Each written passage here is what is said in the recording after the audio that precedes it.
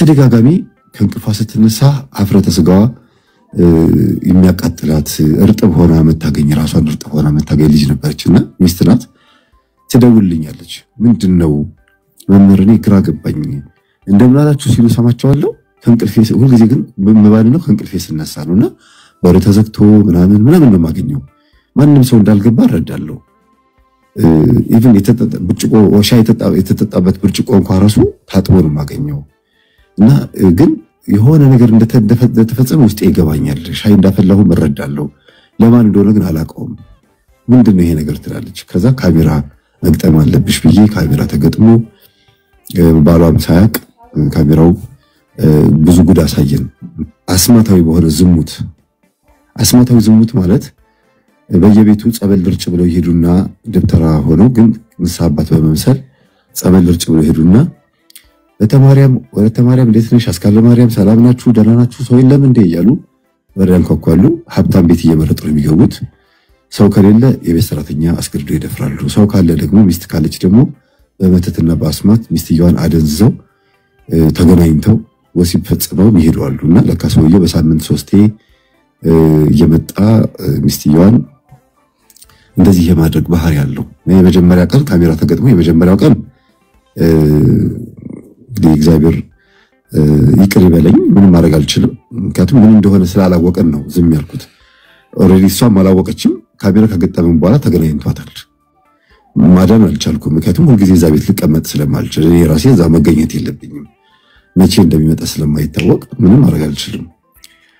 ከዛ ቪዲዮን አየችው። በቀን እዩ ብያታለሁ።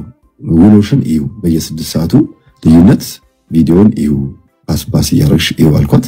ስታየው በጣም እየደነገጠችው አፈረች፣ አለቀሰች። ይሄን መምህር ቢያየው ምን ይለኛል ብላ በጣም አዘነችና እያለቀሰች ነው የደወለችልኝ።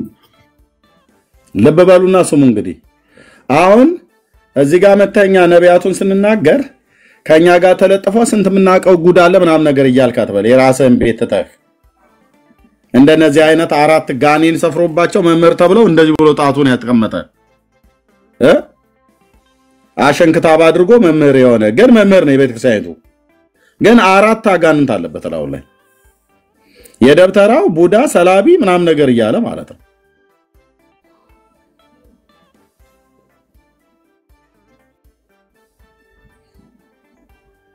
ያው ሴትየዋ ሀፍረተ ስጋዋ ይረጥባል እና በአስማት በጥንቆላ ሰው ቤት ጸበል እንረጫለን እያሉ ያው ድገሙት ልድገሙ ደጋጋሚ ከእንቅልፏ ስትነሳ ሀፍረተ ስጋዋ የሚያቃጥላት እርጥብ ሆና መታገኝ ራሷን እርጥብ ሆና መታገኝ ልጅ ነበርችና ሚስት ናት። ትደውልልኛለች። ምንድነው መምህር እኔ ግራ ገባኝ እንደምናላችሁ ሲሉ ሰማቸዋለሁ። ከእንቅልፌ ሁሉ ጊዜ ግን በመባንነው ከእንቅልፌ ስነሳ ነውና በር ተዘግቶ ምናምን ነው ማገኘው። ማንንም ሰው እንዳልገባ እረዳለሁ። ኢቭን ብርጭቆ ሻይ የተጠጣበት ብርጭቆ እንኳን ራሱ ታጥቦ ነው ማገኘው። እና ግን የሆነ ነገር እንደተፈጸመ ውስጤ ይገባኛል። ሻይ እንዳፈላሁ እረዳለሁ። ለማን እንደሆነ ግን አላውቀውም። ምንድነው ይሄ ነገር ትላለች። ከዛ ካሜራ መግጠም አለብሽ ብዬ ካሜራ ተገጥሞ ባሏም ሳያቅ ካሜራው ብዙ ጉድ አሳየን። አስማታዊ በሆነ ዝሙት። አስማታዊ ዝሙት ማለት በየቤቱ ጸበል ልርጭ ብለው ይሄዱና ደብተራ ሆነው ግን ንስሐ አባት በመምሰል ጸበል ልርጭ ብለው ይሄዱና ለተማሪያም ወለተማሪያም እንዴት ነሽ አስካለ ማርያም ሰላም ናችሁ ደህና ናችሁ ሰው የለም እንዴ እያሉ በር ያንኳኳሉ። ሀብታም ቤት እየመረጡ ነው የሚገቡት። ሰው ከሌለ የቤት ሰራተኛ አስገድዶ ይደፍራሉ። ሰው ካለ ደግሞ ሚስት ካለች ደግሞ በመተትና በአስማት ሚስትየዋን አደንዝዘው ተገናኝተው ወሲብ ፈጽመው ይሄዳሉና ለካ ሰውየው በሳምንት 3 እየመጣ ሚስትየዋን እንደዚህ የማድረግ ባህሪ ያለው። የመጀመሪያ ቀን ካሜራ ተገጥሞ የመጀመሪያው ቀን እግዚአብሔር ይቅር ይበለኝ ምንም ማድረግ አልችልም። ምክንያቱም ምን እንደሆነ ስላላወቀን ነው ዝም ያልኩት። ኦሬዲ እሷም አላወቀችም። ካሜራ ከገጠመን በኋላ ተገናኝቷታል። ማዳን አልቻልኩም። ምክንያቱም ሁሉ ጊዜ እዛ ቤት ልቀመጥ ስለማልችል እኔ ራሴ እዛ መገኘት የለብኝም። መቼ እንደሚመጣ ስለማይታወቅ ምንም ማድረግ አልችልም። ከዛ ቪዲዮን አየችው። በቀን እዩ ብያታለሁ። ውሎሽን እዩ በየ6 ሰዓቱ ልዩነት ቪዲዮን እዩ ፓስፓስ ያረሽ እዩ አልኳት። ስታየው በጣም እየደነገጠችው አፈረች፣ አለቀሰች። ይሄን መምህር ቢያየው ምን ይለኛል ብላ በጣም አዘነችና እያለቀሰች ነው የደወለችልኝ። ለበበሉ ጸበልን እንረጫለን እያሉ በጣም ብዙ ጊዜ ሲናገር ሰምታችኋል አይደል? እየራይ ካይነ ሞት ወይ ይትረከብኪ ኩነኔ እያሉ ጸበል ለመርጨት እየገቡ ሌላ ነገር ሰው ጓዳ ውስጥ እየረጩ የሚወጡ አሉ ብዬ ሰነግራችሁ ሰምታችኋል አይደል? ከዚህ በፊት ሁሉም እንደዛ ያደርጉም። ሁሉም አገልጋዮች እንደዛ ባልጌዎች አይደሉም። ግን ስንት ነውር ነው ያለው አልኩ። እዚህ መጣና ነቢያቱ ሐሰተኞቹ ምናምን ነገር ብለ የራስን ቤት እዚህ ሐሰተኞች አሉ። እኛ እነዚህን ሐሰተኞች ብዬ እኔ ለመናገር የሞራል ብቃቱ አለኝ። ለምን እኛ ቤት ያለው ነውር ተናግረን ማለት ነው። እንዲህ የሚያምታታ አመንዝራ ዱርዬ ነብይ አገልጋይ ፓስተር ካለ ፊት ለፊት ነው የምንገስጸው። ንስሐ ይገባል፣ ያቆማት ከሆነ ያቆማል። እዚህ በአንቀጸ ንስሐ ምናምን ነገር ማምታታት አይቻልም። እናንተ ቤት ግን አሁን ማንም ሰው መምህርን የሚናገር የለም። ማንም ሰው ቄሱ እንደዚህ ብሎ ደፍሮ የሚናገር የለም። ማንም ይሄው አሁን ሰሞኑን እየተማዘዙ አልነበር? እዚህ ቲክቶክ ላይ እንሰብካለን ብለው ያሉ ዲያቆናት የተባሉ አንዳንዶቹ አስረግዘው ሁሉ ነው የተገኙት በሰፈር ላይ። እንዴት ሰው የወንድሙን ገበና ያወጣል? እንዴት ታወጣላችሁ? እንደዚህ ትክክል አይደለም እየተባባሉ እኮ እየባባሉ ነበር። አንደኛው እኮ ፎቶ ልምዘዘው ብሎ እኮ መዘዘ እኮ ከዚች ሴትዮ ጋራ ምን ስታረግ ነበር እየተባለ ማለት ነው። እጮኛም ተባብለው እየቀደሱ ልጅ አላቸው በሰፈር ላይ ወልደው አስረግዘው ያስወለዱት ማለት ነው። እኛ ጋር መጥቶ ደግሞ ጫዋጫው ያጫውተዋል።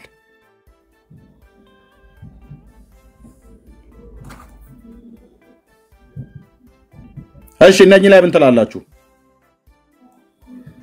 አርእስት አርጋችሁባቸው ገብታችሁ ተናግራችሁ ታውቃላችሁ? ኦርቶዶክሳን በፍጹም በፍጹም በፍጹም በፍጹም ነው። ቀጥታ ነው የምናገረው። የጅብ አር በጥብጦ ያጠጣውን ደብተራ ተናግራችሁ ታውቃላችሁ? ሶፍት ሶፍት ያስበላውን ሰው ትክክል አይደለም ብለኛ ተናግረናል። ዘይት የሚሸጡና ይጭፋ እኛ ያው እየተናገርኑ ነው ያለው።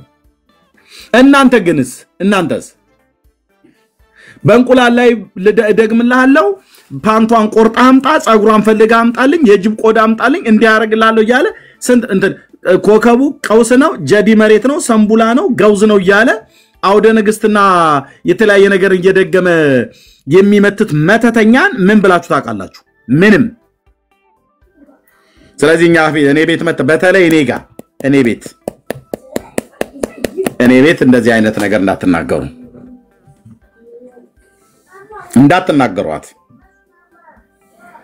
እንዳትናገሯት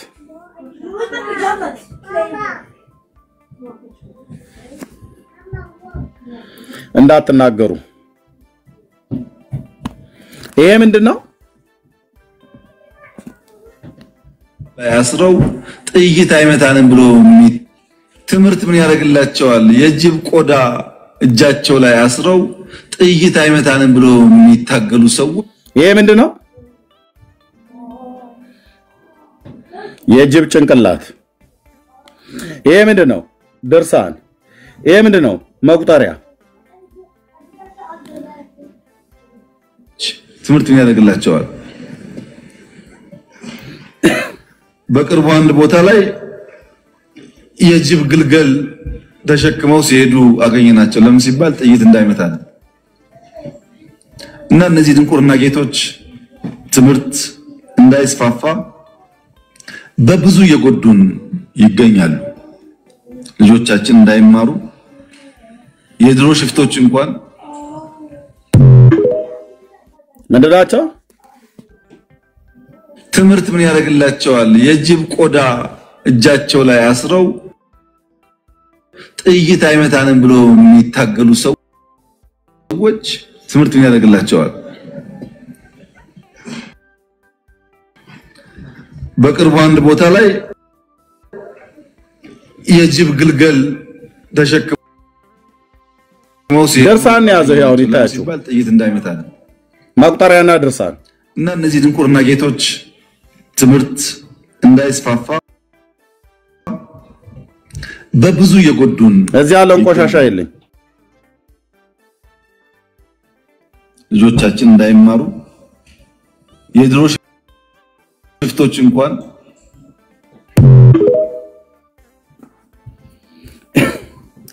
ለጎርጎርልህ ላውጣልህ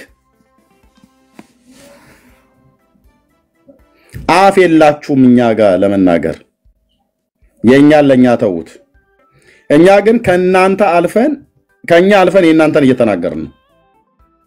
ስንት ነውር እንዳለ ማለት ነው።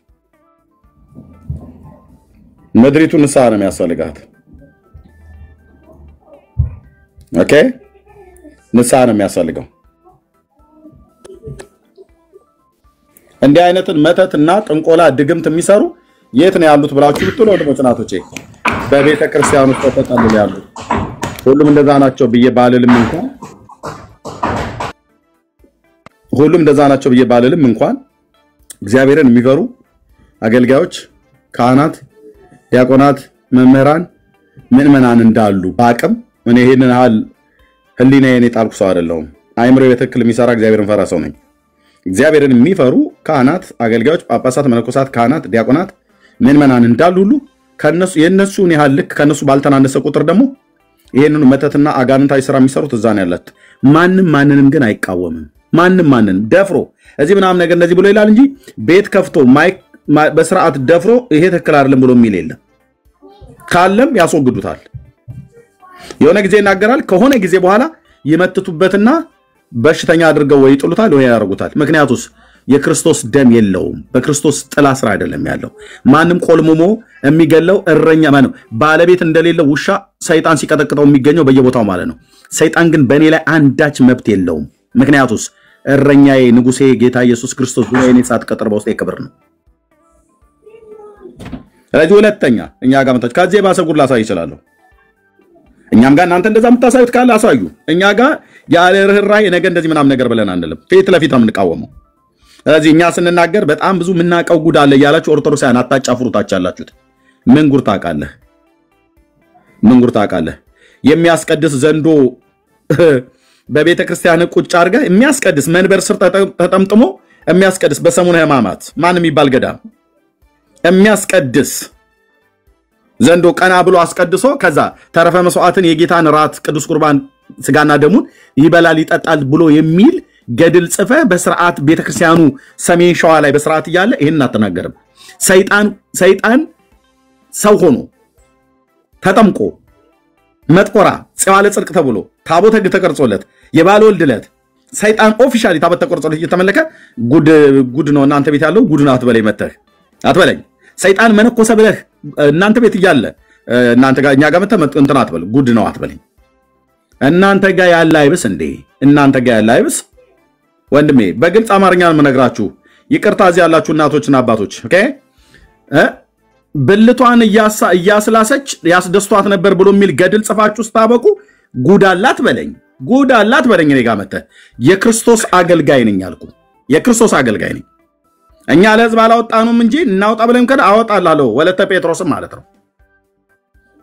ሴት ሆና እሰው ቤት ገብታ የሰውን ሚስት አስረገዘች ብሎ የሚል ፍቅርተ ክርስቶስን ይዘህ እኛ ጋር መተህ ጉድ አለ ብለህ አትበል። የኛም ቤት ጉድ ለኛ ተው። እኔ ፊት አፍ የላችሁም ለማውራት የጽድቅ አገልጋይ መሆን ይጠብቃል። ለክርስቶስ መኖር ማለት ነው። ጴንጤ ጋር ስተት ካለ እናገራለሁ። እኔም ስተት ካለብኝ ይነገረኛል። ኦርቶዶክስ ጋር ካለ እናገራለሁ። አይሁድ ጋር ካለ እናገራለሁ። ክርስቶስን አገለግላለሁ። በዚህ ጥቂቷ ዘመኔ እሱ በሰጠኝ ጸጋ የእውነት ያላድሎ እና አርፋችሁ ተቀመጡታች ያላችሁ ሰዎች ቀደም ስጽፉ ስላየው ነው እንጂ እኛ ጋር ጉድ የለም ብያለለም። ጉደኞች ያሉትን እንዲህ ለፊት እናገራቸዋለና በጸጋ ስም በትንቢት ስም በነቢያት ስም በአገልጋይነት ስም ህዝብ የሚዘርፉ ሰው ሴት ላይ ሁሉ እንደጠገበ የደጋ ፈረስ ያገኙት ላይ ያሽካኩ የሚወጡትን ሁሉ አመንዝሮች እንገስጻቸዋለን አልኩ። ክብር ለኢየሱስ ክርስቶስ ይሁን። እንገስጻቸዋለን። ስርዓት ይይዛሉ። ቤተክርስቲያን ስርዓት ታስይዛቸዋለች። በኦርቶዶክስ ቤተክርስቲያን የትኛው አገልጋይ አመነዘረ ተብሎ ተሰዶ ተባሮ ሲያቅ ታውቃላችሁ? ማንንም ሲያመነዘር ተገኘ ከሶስት ሴቶች ጋር ተኝቶ ከተገኘ ማንን አባሮ ያውቃል? አባይ ማዶ ገብርኤል ቤተክርስቲያን ላይ የተመደበ አይደል? በብፁዕ አቡነ አብርሃም አገረ ምንድነው ሊቀ ጳጳስነት ምንድነው የሰበካው የአገረ ስብከቱ ሊቀ ጳጳሳቸው ባሉበት አባይ ማዶ ገብርኤል ላይ ድንግሏን ሴትየው አስረግዞ እሱን ጳጳሱን መነኩሴውን ይመስል ቁጭ ኮፒ አላያችሁም? በቴሌቪዥን ላይ ኧረ በፍጹም እኔ አልቀመስኩም አሉ። በፍጹም አልቀመስኩም። ልጅታ ኮፒ አልቀመስኩም። በኋላ ሲታወቅ እውነቱን ሲያወጣ ቀየሩት። ከአባይ ማዶ ገብርኤል ወደ ሌላ ቦታ ይቀይሩታል። ሌላ ደግሞ ሄዶ ያው ደግሞ ሌላው ጋር አለ ብራዘር። በቀሚስ ውስጥ ተደብቆ የሚሰራውን ስራ ብራዘር ቶ ቀሚሱን እኮ ቁጭ አድርጌው ነው አለኝ እኮ ቀሚሱን ቁጭ አድርገው ነው ክርስቶስ ይሻለናል ብለን መተን ነው ወንድሜ። እንጂ እንደሚደረገው ነገር ቢሆን ኖሮ ሁሉም አይደሉም እያልኳቸው አለሁት። እኔ ጭፍን አይደለም ሁሉም አይደሉም። ግን ከቀሚሱ ስር ስንት ስራ የሚሰራል፣ ስንት ወንጀል፣ ስንት ርኩሰት፣ ስንት አመጻ ይሰራል፣ ስንት ወንጀል ይሰራል። ቀሚስ ስለለበሰ መነኩሴ ተብሎ ለዓለም ሞቷል ተብሎ የተባለው ሰውዬ ጥይት በማይመታው መኪና ነው የሚመላለሱት። በሚሊዮን የሚቆጠር ብር አላቸው ዶላር። የሀገሩን ሴት ከአንድ ሴት ጋር ምን ቃል ኪዳን አስገባው እንደኔ ቀለበት አድርጎ ነጋ ጠባ ከአንድ ሴት ጋር ለምን ይታያል ብራዘር? የሀገሩ ሴት ሁሉ መድኃኔዓለም ቸሩ ይስፋ ክብር ይግባውና እያለልህ እና በየሄደበት ውሃ በሚረጭበት ቤት ሁሉ ሌላ ነገር ረጭተው የሚወጡ ስንቶች አሉ። ማናቀው ነው እንዴ? ያደኩት በኦርቶዶክስ ነው። ጴንጤነትና ኦርቶዶክስነትን ለኔ አትነግረኝም። በሁለቱ ቤት አድጌያለሁ። በሁለቱም ቤት ያኔ ዛ ተምሬ በመቀደስ እዚህ ግን በጸጋ በማገልገል ማለት ነው። ስለዚህ ሁለተኛ ኦርቶዶክሳውያን በመጀመሪያ እናንተን ተናገሩ። እዛ የኛንም ብትናገሩ ተገቢ ነው። የእናንተን ተናግራችሁ የኛን ከተናገራችሁ ተገቢ ነው። እኛ ግን የእናንተን የምንናገረው የኛን ተናግረን ነው። የኛን ደብቀን እናንተ ላይ ጣታችሁን አናንጠለጥልም። ይሄ ነው የመላው። ቴንክ ዩ መምህር ዴቪድ የምትለዋል መጣላ አይ ቲንክ ስለተቀበለ። ሰላም ናችሁ? እንዴት ናችሁ? ጌታ ይመስገን አለው። ቀደም ገብቼ ነበረ ገጣሚ ኔትወርክ ነው ሳላወራ ያወረደኝ። ኦኬ እሺ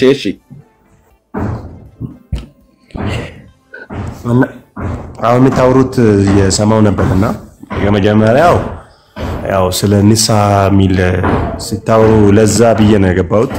አሁን ግን እውነት ለመናገር አንድ ቦታ ብቻ ጀጅ ማድረግ ሳይሆን በቤተ ክርስቲያን ስም የተሰግስጎ ኃጢአት የሚሰሩ ሌቦች አሉ። እኔ 100% አምናለሁ። አቶም በስንዴው መካከል እንክርዳድ የዘራው ማን ነው ተብሎ በመጽሐፍ ቅዱስ ላይ ተጽፏልና ያንን እንክርዳዱን ደግሞ እንንቀለው ወይ ሲባል ጌታ ኢየሱስ ክርስቶስ በማቴዎስ ወንጌል ምዕራፍ 13 ላይ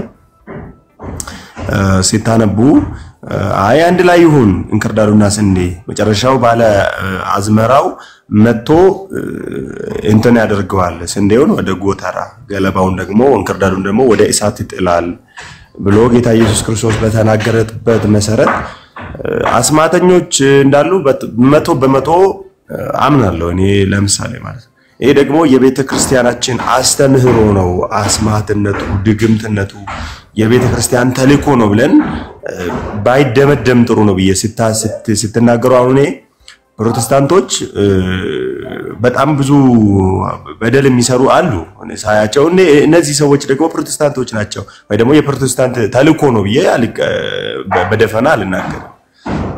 ስለዚህ ጥቅልላ አንተውን አሉ ትክክለኛ ሰዎች አሉ ብለ እንደተናገርኩ ሁሉ እውነት ትክክለኞቹ የቤተ ክርስቲያን አስተምሮ ያያዙ ናቸው።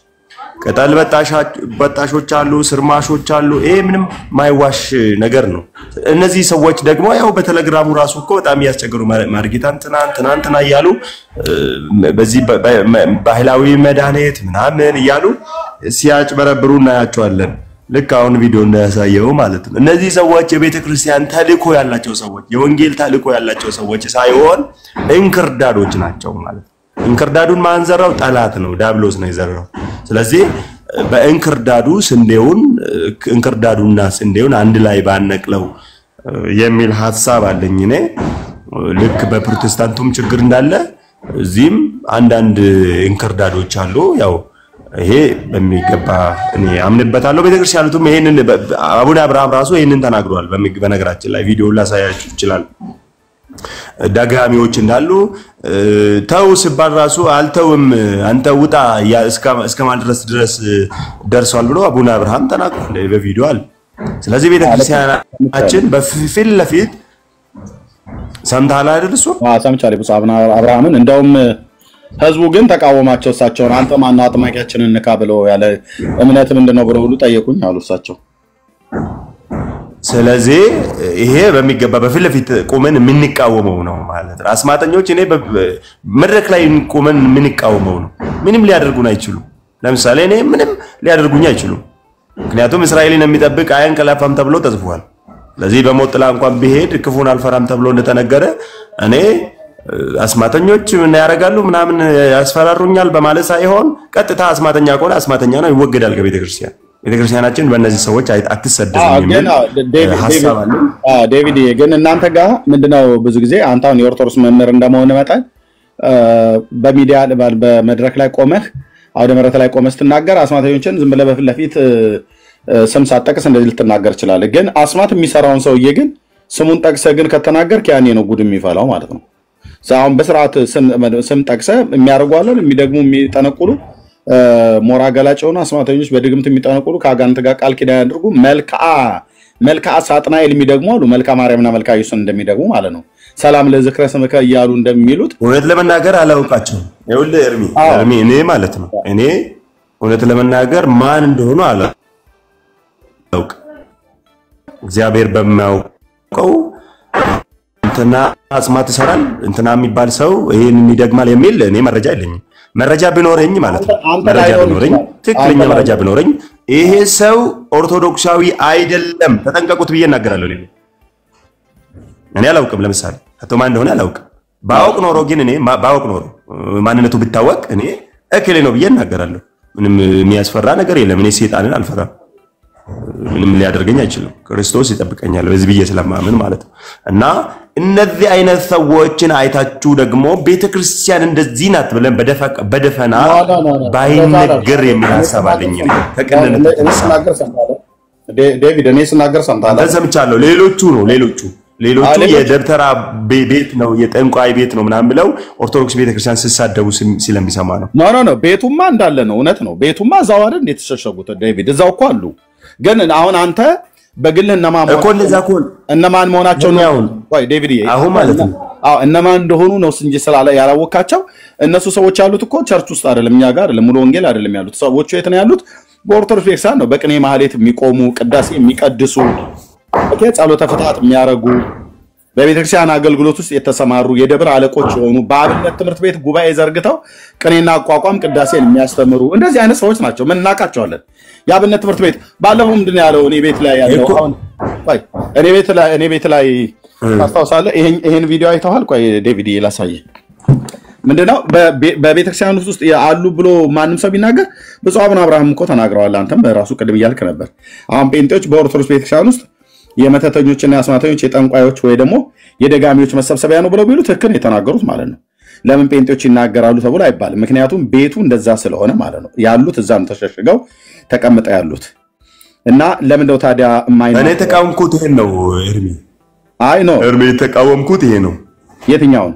ቤቱ የጠንቋይ ቤት ነው ተብሎ መነገር የለበትም ነው። ለምሳሌ እንደዛ ከሆነ እኮ ፕሮቴስታንቶች እንደዚህ ናቸው የሆነ ቪዲዮ ይሄው ተብሎ ቢባል ይሄን ስማልኝ፣ ይሄን ወንድም ስማልኝ። ችን እያጠፋት ያለው እረኛ የተሾሙ የቤተ ክርስቲያኒቱ ጠባቂ ነኝ የሚል አካል መሆኑን መታወቅ አለበት።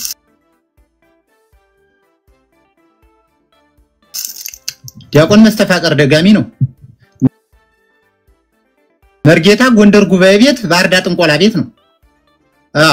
ጎንደር ጉባኤ ቤት ከፍቶ ባህር ዳር ጥንቆላ ቤት ከፍቶ ህዝቡን እያሳበደ ነው። ማን? መርጌታ በጥንቆላ ተፈቷል። መመኑ አይምሮውን አጥቷል። ሁሉን ነገር አጥቷል። ገንዘቡን አጥቷል። ከሀገሩ ተሰድዷል። የቤተ ክርስቲያኒቱ አማኞች እንዳያስቡ፣ እንዳይሰሩ፣ እንዳይኖሩ ተደርገዋል። በጥንቆላ ተፈታለች አገሪቱ። ቆይ እኔ ሼር አድርጌው ነው ዘብሔር የሚለው ላይ ላሳያችሁ። ዘ ኦርቶዶክስ ፔጅ ነው። ዛሬ ቤተ ክርስቲያናችን እያጠፋት ያለው እረኛ የተሾመው የቤተ ክርስቲያኒቱ ጠባቂ ነኝ የሚል አካል መሆኑን መታወቅ አለበት። ዲያቆን መስተፋቀር ደጋሚ ነው። መርጌታ ጎንደር ጉባኤ ቤት ባህር ዳር ጥንቆላ ቤት ነው። ጎንደር ጉባኤ ቤት ከፍቶ ባህር ዳር ጥንቆላ ቤት ከፍቶ ህዝቡን እያሳበደ ነው። ማን? መርጌታ በጥንቆላ ተፈቷል። መመኑ አይምሮውን አጥቷል። ሁሉን ነገር አጥቷል። ገንዘቡን አጥቷል። ከሀገሩ ተሰድዷል። የቤተ ክርስቲያኒቱ አማኞች እንዳያስቡ፣ እንዳይሰሩ፣ እንዳይኖሩ ተደርገዋል። በጥንቆላ ተፈታለች አገሪቱ። ማሰብ የማይችል ትውልድ ፈጥረናል። እርስ በርሱ መስማማት መናበብ የማይችል ትውልድ ፈጥረናል። መግባባት የማይችል ትውልድ በቤተ ክርስቲያን ፈጥረናል። ደህና ዋልክ ብትለው ዛሬ እግዚአብሔር ይመስገን የሚል የለም፣ ቸር የሚመልስ የለም። ሁሉ ታማሚ ሆኗል። ይሄን ማን ያደረጉት? የቤተ ክርስቲያኒቱ ሰዎች። ዛሬ መርጌታ ጠልሰም ጠልሳሚ ጋኔን ሳቢ ያቃቢርስ የድጓ የቅኔ እየተባለ አስማትን ጋኔንን ተሸክመው የሚዞሩ እህቶቻችን ማን ነው እያሳበዳቸው ያለ? በመስተፋቅር ዲያቆን የሚቀድስስ ማን ነው? ዲያቆን። ያጋንንትን ምስጋና እግዚአብሔር አይቀበለውም። የነሱን የቤተ ክርስቲያናችን መዋቅር ፈርሷል። ሲኖዶሳችን ፈርሷል።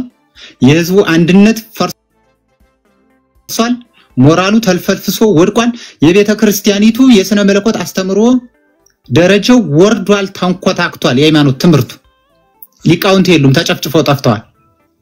ዛሬ ጋኔን ሳቢ ጠልሰም ጠልሳሚ ነው በቤተ ክርስቲያን ተሰግስጎ ያለው። ሸቃጭ ሙሰኛ ዘራፊ ነው ቤተ ክርስቲያንን እያወካት ያለው። አንዱ ዘርፎ ሲወጣ አንዱ ዘላለም ከልመናት ወጣይች ቤተ ክርስቲያን የቅዱሳንን ስዕል መንገር ላይ ዘርግተን በቅዱሳን ስም ለምነን ቤተ ክርስቲያኒቱ እስካሁን ከልመና አልወጣች። የማንም መለመኛ ናት። ለጥቅም ነው የሚጋፉባት። 150 ሺህ ብር 200 ሺህ ብር እየተሾመ ነው መምህር የሚቀጠርባት ዲያቆን በቤተ ክርስቲያኒቱ ላይ። ዛሬ በየትኛው መስሪያ ቤት ብትሄዱ ከኢትዮጵያ ኦርቶዶክስ ተዋሕዶ ቤተ ክርስቲያን በላይ የሙስና ጣቢያ እርከን አታገኙ። ከፍተኛው የሙስና ገንዘብ እየተከፈለ ያለ እየተፈጸመባት ያለ ቤተ ክርስቲያን ላይ ነው ዛሬ፣ የመንግስት ተቋማት ላይ አይደለም። ይህንን እያየህ ታዲያ ቤተ ክርስቲያን መሄድ ምን ይሰራል? ምን እናደርግ? ቤተ ክርስቲያን ምን እናደርጋለን? እኛ ከጠንቋዮች ጋር ህብረት የለን፣ ከመተተኞች ጋር ህብረት የለን። ምዕመኑን አሳበዱት። ለኔ ቤተክርስቲያን ማለት የሲሚንቶና ያሸዋ ድርድር ማለት አይደለም። ቤተክርስቲያን ማለት የኢትዮጵያ ኦርቶዶክስ ተዋሕዶ ቤተክርስቲያን ዶግማዋና ቀኖናዋ ክርስቲያኑ ህዝብ የምዕመኑ ደህንነት ህብረት አንድነት ነው። ቤተክርስቲያን ማለት የፍቅር አገልግሎት ጠልሰም ጠልሳሚ ነው። ዛሬ በንቅሳትና በቀለበት ምን ተሸክመው እንደሚዞሩ የቤተክርስቲያኑ አገልጋዮች ምዕመኑ ሊያውቀው ይገባል። ጸበሉን ምዕመኑን በጸበልና በሆስፒታል አሰደው ጨርሶት ዛሬ ቤተክርስቲያናችን እያጠፋት ያለው እረኛ የተሾመው የቤተክርስቲያኒቱ ጠባቂ ነኝ የሚል አካል መሆኑን መታወቅ አለበት። ዲያቆን መስተፋቅር ደጋሚ ነው። ይሄ ነው ወንድሞቼ፣ ይሄ ነው። እኔ እንግዲህ ባለማህተቡ ከተባለ እንደነዚህ አይነት ቅጭቅጩን የሚናገሩ ሰው ነው። እኔ ይሄ ወንድም የተናገረው ነገር ሁሉ በሙሉ አሁን ጴንጤ ስለሆንኩ አድሎ ለማድረግ አይደለም፣ እውነት ነው። ጎንደር ጉባኤ ቤት፣ ባህር ዳር ጥንቆላ ቤት፣ እነዚህን ማንም የሚናገር የለም። ማንም አይታቻቻን ቲክቶክ ላይ ያሉት አንዳቸውም እኛ ሐሰተኞች ነቢያትን በመናገርበት መጠን ልክ አይናገሩም። ያ ዴቪድ መቀጠል ይችላል። ኦኬ አሁን እኮ እኔ ይሄንን ቪዲዮ አይቻለሁ።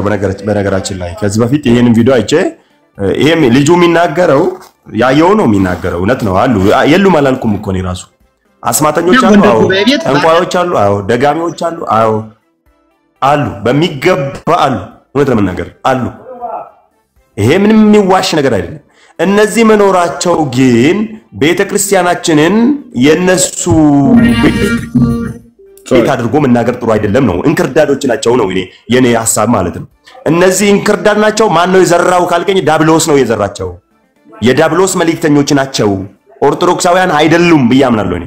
ገብቷል? እኔ የኔ አቋም ነው ይሄ ነገራችን ላይ። ምክንያቱም እኔ ኦርቶዶክስ ምን እንደሆነች ለይቼ ስለማያውቅ ማለት እነዚህ ሰዎች እንክርዳዶች ናቸው። ማን ነው የዘራው? ደግሜ እናገራለሁ፣ ዳብሎስ ናቸው። ዳብሎስ መልእክተኞች ዴቪድ ግን ከላይ ካሉት ጀምሮ ስለዚህ የእንትን ቀደም እንደተናገርኩት የአውደ ንግስት የሚደክሙ ሰዎች የሉም አሉ አይደለም እኮ ነው የማየው። ቤተክርስቲያኒቱ ጤነኛ ናት። እኔ ማምነው ዴቪድ ኦኬ እሺ እንክርዳዱ ከእህሉ ከበለጠ እንክርዳድ ነው እንዴ? ይሄ እኮ እንክርዳድ አይደለም እንዴ? ጥቂቶች እንክርዳድ የሆኑት እኮ ናቸው አሁን እንደውም ትክክል የሆኑት። አብዛኛውን መተተኛና ጥንቆላ ላይ የተሰማራ አይደል እንዴ? ለምንድን ነው እውነቱን ማንነጋገረው? ለምን እንክርዳድ ብለህ ለምን ቁጥራቸውን ታሳንሳለህ? እውነቱን ከተነጋገርን አብዛኛውን በዚህ መተት የተያዛት ማለት እንግዲህ አታደርገን ተው ዴቪድ ብለም አታውቁም ብዬ አይደለም እኮ ነው አሉ ብያለሁ አይደለም አሉ ብያለሁ እውነት ለምናገር የሉም አላልኩም ግን መኖራቸው ቤተክርስቲያንን የሚያጠቃ ነገር አይደለም ማለት በእነሱ ምክንያት እንደው በእናንተ ምክንያት ስሜ በአሕዛብ መካከል ይሰደባል ተብሎ በሮሜ መጽሐፍ እንደተነገረ ጳውሎስ እንደተናገረ ከብሉይ ኪዳን ጠቅሶ እንደተናገረ ማለት ነው ልክ እነዚህ ሰዎች ቀጥታ ቤተክርስቲያኑን እነሱ እንደሆነ አድርገን ነው እየሳልን ያለው ገብቷል ቤተክርስቲያኒቱ የነሱ መልእክተኛ እንደሆነች ወይ ደግሞ የዳጋሚዎችና የጠንቋዮች ቤት እንደሆነች አድርገን ነው እየሳልን ያለ ነው ምክንያቱም ቤተክርስቲያን ውስጥ ተሰክስጓል አው ገብቷል አው አሉ አሁን እኔ ቀጥታ ቀደም እኮ ኤርሚ ተናግሯል ምን ብሏል ኤርሚ በእኛ ቤት ውስጥም ስህተት የሚሰሩ ሰዎች አሉ ደግሞ ጤነኞችም አሉ ኦርቶዶክስ ውስጥ እንደዚህ አይነት የሚሰሩ ሰዎች አሉ ጤነኛሞችም አሉ ብሎ ለይቶ ተናግሯል እሱ እኔ አምንበታለሁ ግን ጤነኞች ቤተክርስቲያንን አስተምሮ ይዞ የሚኖሩ በትክክል አሉ እነዚህ ደግሞ በትክክል ያልሆኑ ደጋሚዎች ስለገቡ ቤተክርስቲያን የደጋሚ ስብስብ ነው ብለን መናገር ለሞራል ጥሩ ነው ወይ ነው የኔ ጥያቄ ምክንያቱም አስተምሯችን ስላልሆነ ማለት አስተምሯችሁ ላይሆን ይችላል ኦኬ ነገር ግን አብዛኛውን ብዛሃቱን አገልጋይ በእንደዚህ አይነት ነውር የተያዘ ነው በዚህ እንኳን ነውር ባይያዝ በአስተምሮ ደረጃ ደግሞ ገድላቱና ድርሳናቱ ከመጽሐፍ ቅዱሱ ውጪ የሆነ የጨለማን አሰራር አዶፕት እንዲያደርጉ አድርጓቸዋል ይሄ እውነታ ነው አብዛኛውን ነው ማለት እኔ ሁሉም 100% መቼስ ሁሉም ደጋሚ ነው ሁሉም እዛ ይመተታል ምናም በየመናገር ያድፍረቱ የለኝም በትክክል ጥቂቶች ናቸው ያሉት ጥቂቶች ያው በስሌት ባልሰራውም በግምት ግን ወደ 80% የሚሆነው ግን በእንደዚህ አይነት የጨለማ አሰራር የተያዘ ነው ህዝቡንም ይዞታል በዚህ ጉዳይ አትሊስት በዚህ እንደዚህ ቀጥታ እንኳን ዳይሬክትሊ እንኳን እንደዚህ ባይመቱቱም የቀሩቱ ደግሞ በእንትንም ተይዘዋል ላይክ በትክክለኛ ባልሆኑ የአምልኮ ስርዓቶች ተይዘዋል ይህ መጽሐፍ ቅዱሳዊ በሆኑ የአምልኮ ስርዓቶች የተያዘ ነው አብዛኛው ቀጥታ አጋንንታዊ ስራ የሚሰሩቱ እነሱ አሸን ናቸው ከዛም ደግሞ ጥቂቱ የቀሩቱ ደግሞ ያው በትክክለኛ ባልሆነ ወይም በተጣመመ አስተምሮ ገድላትና ድርሳናት ላይ በተመሰረተ በዛ ተይዘዋል በጣም ጥቂቶች ደግሞ የእውነት ወንጌል ገብቷቸው ደግሞ እዛ ውስጥም የሚፋለሙ አሉ በቃ ይሄ ነው ያለው እውነታ ስለዚህ ታዲያ ምንድነው መሆን ያለበት አንድና አጭር ነገር ነው እቺ ቤተክርስቲያን ይሄ ከግብጽና ከተለያየ ሀገር የሰበሰበቻቸውን ኮተት ጠላ ገድላት ድርሳናት የምትላቸውን ኮተት ይህ መጽሐፍ ቅዱሳዊ የሆኑ ነገሮች ጠላ ፊቷን ወደ መጽሐፍ ቅዱስ እውነተኛ አስተምሮና ምልልስ ካልተመለሰች ንስሐ ካልገባች ይሄ ነው በቃ የሚቀራት ምንም ነገር የለም አንድ አገልጋይ የተባለ ቅድም እንግዲህ ቪዲዮን አሳይተናል እንዴ አራት አይነት አጋንንት ይጨፍርብኛል ይያለ ሲፈልግ የሚፈልገው አጋንንት የፈለገው ታይም ላይ እየተነሳበት እንደዛ ያደረገ መስቀል ግብዳ መስቀል እንግዲህ ደረቱ ላይ አንጠልጥሎ ሰውም ያሳለመ ይህ መምህር ነው የቤተክርስቲያኒቱ መምህር ተብሎ እንግዲህ ከታጀበ ምን ቀራት ለዚህ ቤተክርስቲያኑ እንደምን ምን ቀራት ይሄ በእውነት ይሄ የሚያስቅ አይደለም በጣም ነው የሚያሳዝነው ስንትና ስንት ህዝብ ነው በዚህ ውስጥ የሚታሰረው ምን ቀራት ንስሐ ትግባ እንዴ ንስሐ ግቡ መጽሐፍ ቅዱስን አንሱ በአጋንንት የተያዘ ሰው እንዴት ነው ለእናንተ አገልጋይ የሚሆነው ለዛውም በቁጥር የሚታወቅ አጋንንት የፈለገበት ሰዓት እየተነሳ ወደ ሆስፒታል የሚወስደው የሚጥለው የሚያነሳው ምን የሚለው የትኛውን ህዝብ ነፃ ሊያወጣ ነው ራሱ ነፃ ሳይወጣ?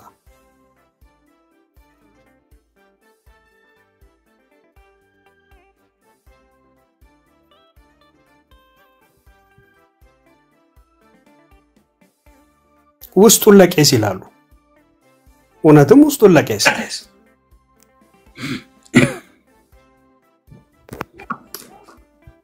ኤርሚ ይቀጥሉሽ። እሺ ተባረኩ ወገኖች።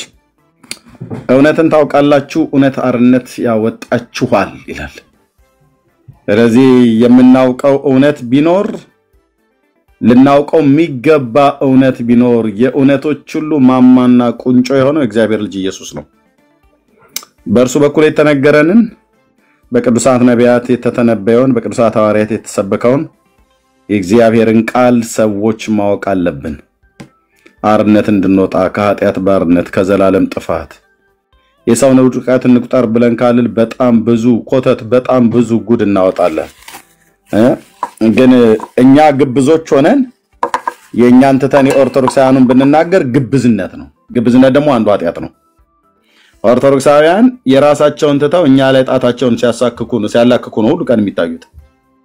የራሳቸው ትልልቅ ስተት ትልልቅ ምንፍቅና ትልልቅ ክደት በመጽሐፎቻቸው ጽፈው ሲያበቁ በእግዚአብሔር ስም በቅዱሳን ስም ጽፈው ሲያበቁ ማንንም አይናገርም።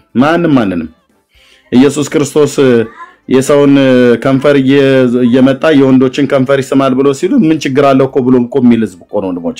ቃል በቃል እዚሁ ጠይቀናቸው ምን ችግር አለው ታዲያ? እሱ ላደረገው ነገር እናንተ ምን አስጨነቃችሁ ይላል። ጌታ እንዴት ከሰማይ ወርዶ የሰውን ከንፈር የወንድ ከንፈር እንዴት ይስማል? ይሄ ወንድ ከንፈር ከከንፈር ጋር ማሳሳም ምንድነው? ግብረ ሰዶማዊነት ነው ወይስ ምናዊነት ነው? ምን ችግር አለው ነው ያሉን ገብተው እዚሁ አገልጋዮች የተባሉት። እሱ ላደረገው እናንተ ምን አስጨነቃችሁ ነው ያሉት። አንተ ግን ታደርገዋለህ ወይ? ወጥተ መንገድ ላይ አሁን አንዱን ወንድ ከንፈሬን ሳመኝ ብለህ ትለዋለህ ወይ? ብትለው ሲስምሃል ወይ ብዬ ስጠይቀው አይኔ እንደዛ አትበለኝ አለ። እሱ ላይ እንዲሆንበት የማይፈልገውን ነገር አየህ ጌታዬ መድኃኒዓለም ብሎ በሚለው ላይ ያደርጋል ማለት ነው። የኔን ስም ታጠፋለህ፣ የኔን መታሰቢያ ለዘላለም ታጠፋለህ እንጂ የጌታዬን ስምማ እንደዚህ አታጠፋውም። ዘማዊ ትውልድ ንስሐ ነው መግባት ያለባችሁ። አንዱም እቺ ቤተክርስቲያን አትሳሳት የሚሉአል ይመጡና ድብና አርጋ ነው እንጂ ክርስቶስ ቤተክርስቲያን የምትሳሳተው ተሳስተው የሚያውቃሉ። ስለተሳሳቱ አይደል እንደ የሰባቱ አብያተ ክርስቲያናትን ንስሐ ግቡ ብሎ ያላቸው እነ ኤፌሶንን የቀደመው ፍቅርን ጥላል ከወዴት እንደወደክ አስብ ንስሐ ግባ ካልሆነ ግን እመጣብሃለሁ ያለው። ሰርዴስን ስማለ ሞተህማል ያለው። ፊላደልፊያ ነገሩ የታቋቸው እነሱ አያቋቸው። እነዚህ ኦሪየንታል ነው ግሪክ ቱርክ ህንድ ይልልሃል ይመጣና ማለት ነው። የጥንቶቹ የክርስቶስ አብያተ ክርስቲያናት በሐዋርያቱ ዘመን የተሰበኩት ሰርዴስ ስማለ ሞተህማል የተባለው ነው። ቲያጥሮን ቤተክርስቲያን ላይ ምንዝርናና እርኩሰትን ስታስፋፋ የነበረች ኤልዛቤል የነበረችበት ነው። ሎዶቅያ ካፌ አውጥቼ ልተፋ ነው የተባለ የክርስቶስ ቤተክርስቲያን ነው። ኤፌሶን የቀደመ ፍቅሩን የጣለ ከወዴት እንደወደክ አስብ ንስሐ ግባ ተብሎ የተባለ ቤተክርስቲያን ነው። ይመጣን ገላትያ ምን የተገኘባቸው ወንድሞች ናቶች የሰው ትምህርት አልተገኘባቸውም። ገላትያ ቤተክርስቲያናት ለእውነት እንዳትታዘዙ ማን ነው አዚም ያደርግባችሁ ብሎ ነው ያለው። ቆሮንቶሳውያን ለጣዖት የታረደን መብላት መዘሞትን ከማያምኑ ሰዎች ጋር ክርስቶስን ከቤልሆር ጋር የማያምን ከማያምን ብርሃን ከጨለማ ጋር ምን ህብረት አለው ተብሎ ስተታቸው አይደል የተነገራቸው። እንደውም ጳውሎስ እባብ በተንኮሉ ሔዋንን እንዳሳታት አሳባችሁ ተበላሽቶ ከክርስቶስ ካለ ንጽህና ላይ እንዳትጎድሉ ብዬ ፈራለሁ ብሎ ማለት ነው። ቆሮንቶስ ተሳስታለች ስታን በመጽሐፍ ቅዱስ ላይ ሮሜ ተሳስታለች፣ ገላትያ ተሳስታለች፣ ኤፌሶን ተሳስታለች፣ ሰምርኔ ሰርዴስ ተሳስታለች፣ ሎዶቅያ ተሳስታለች፣ ኩላዊት ንጽሐዊት ሐዋርያዊት ምናም ነገር ብሎ ይላል። አንድ ማዕት ጠንቋይና መተተኛ ደጋሚ መስተፋቅር ሰሪ በተጠቀጠቀባት ቤተክርስቲያን አትሳሳትም ይላል። ገድላት ድርሳናቱ ላይ የእግዚአብሔርን ስም እያበሻቀጡ ጌታ ያከበራቸውን ቅዱሳን መላእክትን እያዋረዱ ጌታ ያከበራትን እናቱን ቅድስት ድንግል ማርያምን ሁሉ ጭምር እንደ አንዲት እንደ ተራሴት አድርገው የጻፉትን ጽሑፍ ኑ እናሳያችሁ ብለን ስንል እንዳታሳዩን እናንተ በኦርቶዶክስ ማይንድ ሴት እንቃኛችሁ ይለናል። ይመጣና ንጹህ ነን ይላል። ቤተክርስቲያን አትሳሳትም ቤተክርስቲያን እንዴት ወላ ተሳሳታለች ይላል። ቤተክርስቲያን እኮ ማለት ህዝቡ እኮ ነው። ጣሪያ ግድግዳው ነው እንደኛ 4 ኪሎ ስላሴ ካቴድራሉን ሊሳሳታል ብለን እሱ አይሳሳትም። የተቆለለ ግንብ ነው እሱ አይደለም ቤተክርስቲያን። እሱ ህንጻ ቤተክርስቲያን ነው የሚባለው። ህንጻ ቤተክርስቲያንና የክርስቶስን ህዝብ ለይ እንጂ አትሳሳትም ይላል። ከቅዳሴ በኋላ ጠንቋይ ቤት የሚሄደው ህዝብስ የሱኮ የቤተክርስቲያን እኮ አካል የሆነው ነው አይደል እንዴ? ከቅዳሴ በኋላ አይመርኩኪ ብሎስ የሚለው አውቅልሻለሁ ብሎ ኮከብስ የሚቆጥረው እሱ የቤተክርስቲያን አካል አይደል እንዴ? አይንተ እግዚአብሔር ተብሎ የሚባሉት አትሳሳትም። ከወርቅ ከብር ይልቅ ነጽታ የወጣች ቤተክርስቲያን ስተት የማይገኝባት ቤተክርስቲያን ክርስቶስ በደሙ የመሰረታት አይሉም። ደግሞ በደሙ የመሰረታት እንዴት አድርገው ነው በለስተን? ያው ቅዱስ ኡራኤል ጌታችን መድኃኒታችን ኢየሱስ ክርስቶስ በተሰቀለበት ጊዜ በዛ በቀራንዮ መስቀል ላይ ቅዱሳን መላእክት በጊዜ ቀትር መተው ነበርና ሚካኤል እዛ ቆሞ ሚካኤል አርመም ወገብርኤል ተደመ አመሰቀልዋ ይሁድ ለእግዚእነ እያሉ ቅዱሳን ሚካኤልና ገብርኤል እየተነጋገሩ ሳሉ ገብርኤል ቆሞ ተናደደ። ተደመ ማለት ተናደደ፣ ተቆጣ። ሚካኤል ደግሞ አርመም ተደነቀ። እና በዛ ሰዓት ላይ ቅዱሳን መላእክት እዛ ተሰብስበው ነበርና ጌታችን መድኃኒታችን ኢየሱስ ክርስቶስ በመስቀሉ ላይ ስለኛ በደልና ኃጢአት ደሙን ሲያፈስ ኡራኤል ጽዋ ይዞ ይቀዳ ነበር ይላል። ጽዋውን ይዞ እየቀዳ ከዛስ አምጥቶ ቤት ረጨው ይላል። አምላኬ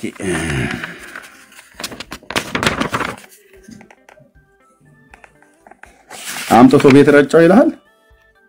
ይሄ ተረታ መጽሐፍት ማለት ነው። ድርሳነ ኡራኤል የድርሳነ ኡራኤል በኢትዮጵያ ላይ በየጊዜው በየዘመኑ ይፈጸም ዘንድ ያለውን ትንቢታዊ ኃይለ ቃልና ለኢትዮጵያ የተሰጣትን ብሩህ ተስፋ አካቶ የያዘ ሲሆን ብሩህ ተስፋ አንድ ማዕተረት ነው ያለው። ወንድሞች እናቶች እመቤታችን ድንግል ማርያም በስደቷ አውራት ልጇ ሕፃኑ ኢየሱስ ክርስቶስን ይዛ ከምድረ እስራኤል ወደ ምድረ ግብጽ ከዚያም ወደ ብሔረ ኢትዮጵያ መታ ይላል። ኢትዮጵያ መታ ነበር እንዴ? መጽሐፍ ቅዱስ እንደዛ ይናገራል? አይናገርም። እና በቅዱስ ኡራኤል ሚት አርገ ሰጣለሽ። በቅዱስ ኡራኤል ሚት አርገው ሰጣለሽ። በቅዱስ ኡራኤል መሪነት በደብረ ዳሞ በትግራይ በጎንደር በአክሱም በደብረ አባይና በጎጃም በጣና ባደረገችው የስደት ጉዞ ሕፃኑ ኢየሱስ ለድንግል እናቱ የኢትዮጵያን አስራት አድርጌ ሰጥቼሻለሁ። ላቦም ተሰጥቷል፣ ለጊዮርጊስም ተሰጥቷል አስራት። ጊዮርጊስ ስለተሰጠው ነው አድዋ ላይ ተዋጋልና ያሸነፈልን ብለው እነ ምረታ እነ መምህር ተስፋዬ መቆያ እነ ብፁዕ አቡነ ጴጥሮስ እነ ዶክተር ሮዳስ ታደሰ አራት መምህራን ስማቸውን እየጠራው ማለት ነው። እነሱ በተናገሩት ካላፈሩ እኔ ስማቸውን ለመጥራት አላፍርም በማለት በሸዋና በወሎ በሐረርጌ በአሩሲ በሲዳሞ በባሬ በከፋ በኢሉባቦር በወለጋና በሌሎችም በኢትዮጵያ ክፍለ ሀገር አህጉር በብሩህ ደመና ተጭነው እነ ማርያም ማለት ነው በአየር እየተዘዋወሩ ተራራውን ወንዙን አፍላጋቱን አፍላግ ማለት ወንዝ ማለት ነው እንዳስጎበኛቸው የሚያስረዳ ነው ድርሳነ ኡራኤል።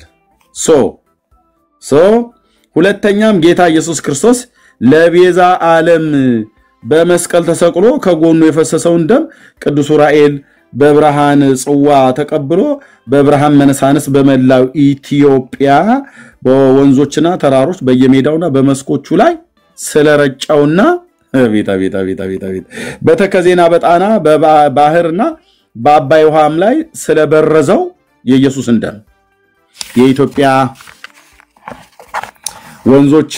ወንዞቿ የተቀደሱ ተራሮቿ የተባረኩ ሆነው በእግዚአብሔር ቸርነት የኢትዮጵያ ማርና ወተት የሚፈሱባት እውነታችሁ ነው።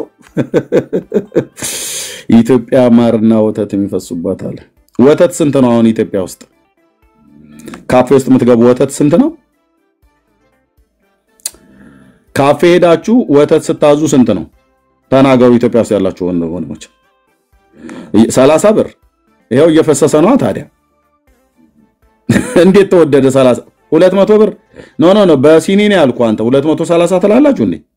ኧረ በሕግ አምላክ ምንድነው 120 130 የምትሉት? ሰው እንቅልፍ ላይ ሆኖ ነው እንደሚጽፈው። እኔ ካፌ ውስጥ ሄዳችሁ የጠጣችሁ ነው ያልኩትኝ። ግምታችሁን ጻፉ አላልኩም።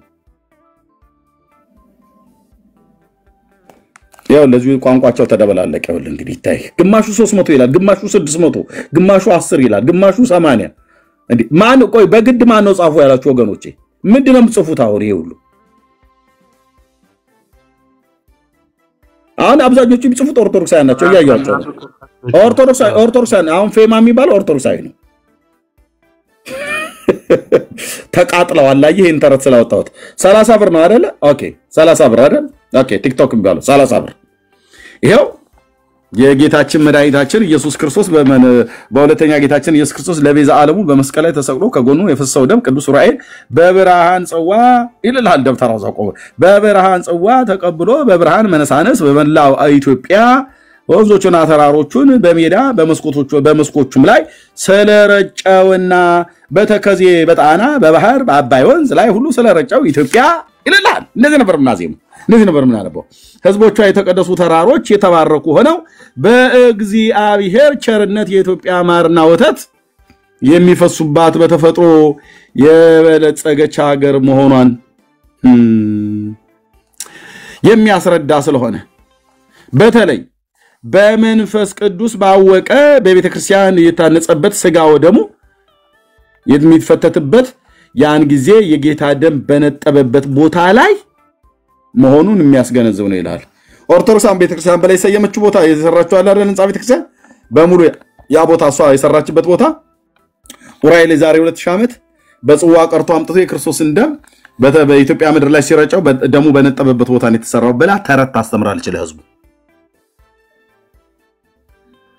ይታይ የሰው ደም በሰው አካል ውስጥ ያለ ደም ስንት ሊትር ነው ቢኒ 5 ሊትር ነው 6 ሊትር አይደል አጠቃላይ የሚባለው ያ ኦን አቨሬጅ ከ5 እስከ 6 ሊትር ያ ከ5 እስከ 6 ማለት ነው የኢትዮጵያ ስንት ነው ቆዳ ስፋቷ አስቡት እንግዲህ በወንዞቹ በተራሮቹ በሸለቆ በእንትን ቦታ ሁሉ ነው ረጨው ብሎ ያሉት አሁን 6 ሊትር የሰው የጌታ ደም እንግዲህ ሰው ስለሆነ ማለት ነው 6 ሊትር ከ5 እስከ 6 ሊትር ነው ሰው የሚኖረው እዛ እስራኤል ምድር ላይ አልተረጨም እና በሙሉ መጥቶ ኢትዮጵያ ውስጥ ተረጨ ይላል ተረታም ትውልድ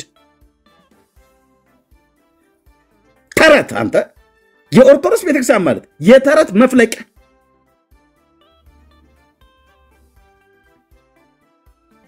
እና አንጻ ቤተክርስቲያን በተሰራበት ቦታ ላይ ብሎ ይነግራል ማለት ነው መጽሐፍታቸው እዚህ ስንት የተግማማ መጽሐፍ አላልኩ ውስጡን ገልጠ ስታነበው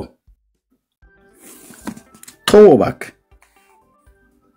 መቶዚ ነፊት ሲገበዙብኝ ደግሞ በጣም ነገሩ በእነሱ ምክንያት ጨጓራ የላጥም ግን እቀልድባቸዋለሁ ማለት ነው ደሙ ነጠበበት በተባለ ቤተክርስቲያን ውስጥ እናገለግላለን ብሎ የሚሉ ሰዎች ናቸው አስማተኞችና መጣጣኞች ጠንቋዮች ጎንደር ጉባኤ ቤት ባህር ዳር አስማት ቤት በራሳቸው ልጆች ሁሉ ጭምር ሳይቀር እኛ ጋር መጣው ለሐሰተኛ ነቢያትን እናገር ብለው ይላሉ እኛ መቻነስንና እኛ እንነግራቸዋለን እኛ ነግረናቸው የእናንተን ቤት ሁሉ እየነገርናችሁ ነው እናንተ ግን የእናንተን ቤት ሳትናገሩ እኛ ቤት መጣችሁ እዩ ጩፋ ስትለኝ ሳቄን ታመጣዋለህ ተወሱን ለኛ ብራዘር እኛ መቻነስንነትና ናስ የእናንተን ቤት አርሙና እኛ ቤት ተናገሩ እኛ የእኛን ቤት ተናግረን ነው እናንተ ቤት የምናገረው ኤርሚያስ አበበን ማን ነው በዚህ የሚያመው 10 ዓመት ሆነ እኮ ሶሻል ሚዲያ ላይ ሐሰተኛ ነቢያት አስተምሮታቸውን ለምምዷቸውን የደብተራውን መተት ሁሉ ፍል ለፊት ነው የሚቃወሙ አይሁዲውን ጴንጤውን ካቶሊኩን ኦርቶዶክሱን ማን ይፈራል አልኩ ባለ ቦርጫም የለም ባለ ጢማም ከእግዚአብሔር ቃል የወጣ እውነት እናገራለሁ ብሎ የሚል ሰው ካለ ማንም ይሁን ማንም እናገራለሁ እኔንም ቢሆን ተናገሩኝ ይገባል እንደ እግዚአብሔር ቃል ተከል ባልሆንኩበት ማለት ነው ተባረኩ ጽድቅ ያዋጣል እውነት ተናገር እውነቱን ስትንደፋደፍ ትውላለህ እንጂ ያለ መረጃ ቅንጣት የምንናገረው ነገር የለም ለስም ማጥፋት ይወጣን ይመስላችኋል ና እግዚአብሔር ይባርካችሁ ተባረኩ እሺ በክርስቶስ እንኳን ደህና መጣ እግዚአብሔር ይመስገን እንዴት ናችሁ ከየት ቤተ እምነት ነው ወንድማችን ከኦርቶዶክስ እንኳን ደህና መጣ ቀደም መጣ ነበር ወጣ ስልክ የሥራ ስልክ ተደውሎልኝ እሺ እኛ እንግዲህ ብዙ ነገር ነው ያንሳነው በምን ጉዳይ ላይ ታወራ የመጣው የመጣሁት አንደኛ ቤተክርስቲያንን በሐሰት ክስ ነው የምትከሱት ኦኬ እታችሁ ረድልኝ ብራዘር አንተም ብሎ አውራኝ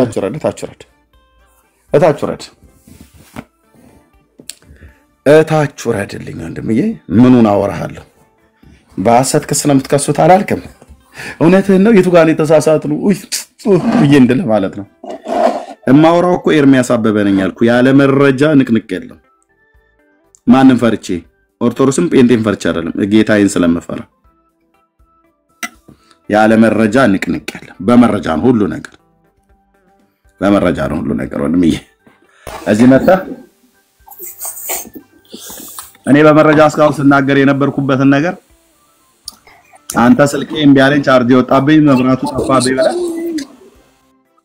ሹልክ ብለህ መተህ 2 ደቂቃ ሳሰማ ቤተክርስቲያንን በሐሰት ነው የምትከሳት ምናምን ነገር ለምሮ በሐሰት የምትከሳት የሌለ ነገር አምጥቼ ያልተጻፈ ነገር አምጥቼ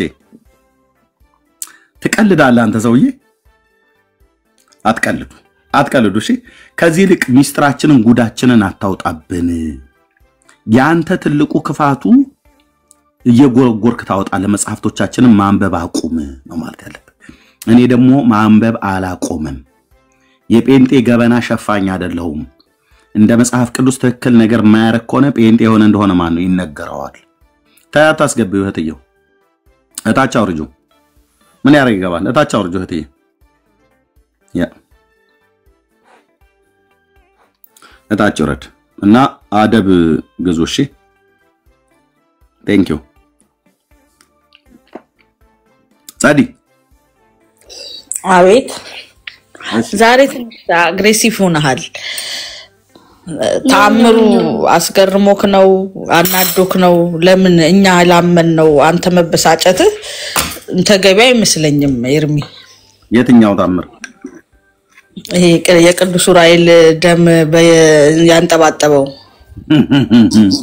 አንጠባጠባ አይደል?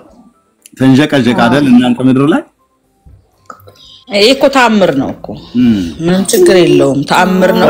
ከአይምሮ በላይ የሆነ ነገር ነው ታምር የሚባለው። እውነት ነው። በሰውኛ ስናስበው ከባድ ነው፣ ከአይምሮአችን በላይ ነው። ግን ደግሞ ለእግዚአብሔር የሚሳነው ነገር የለም።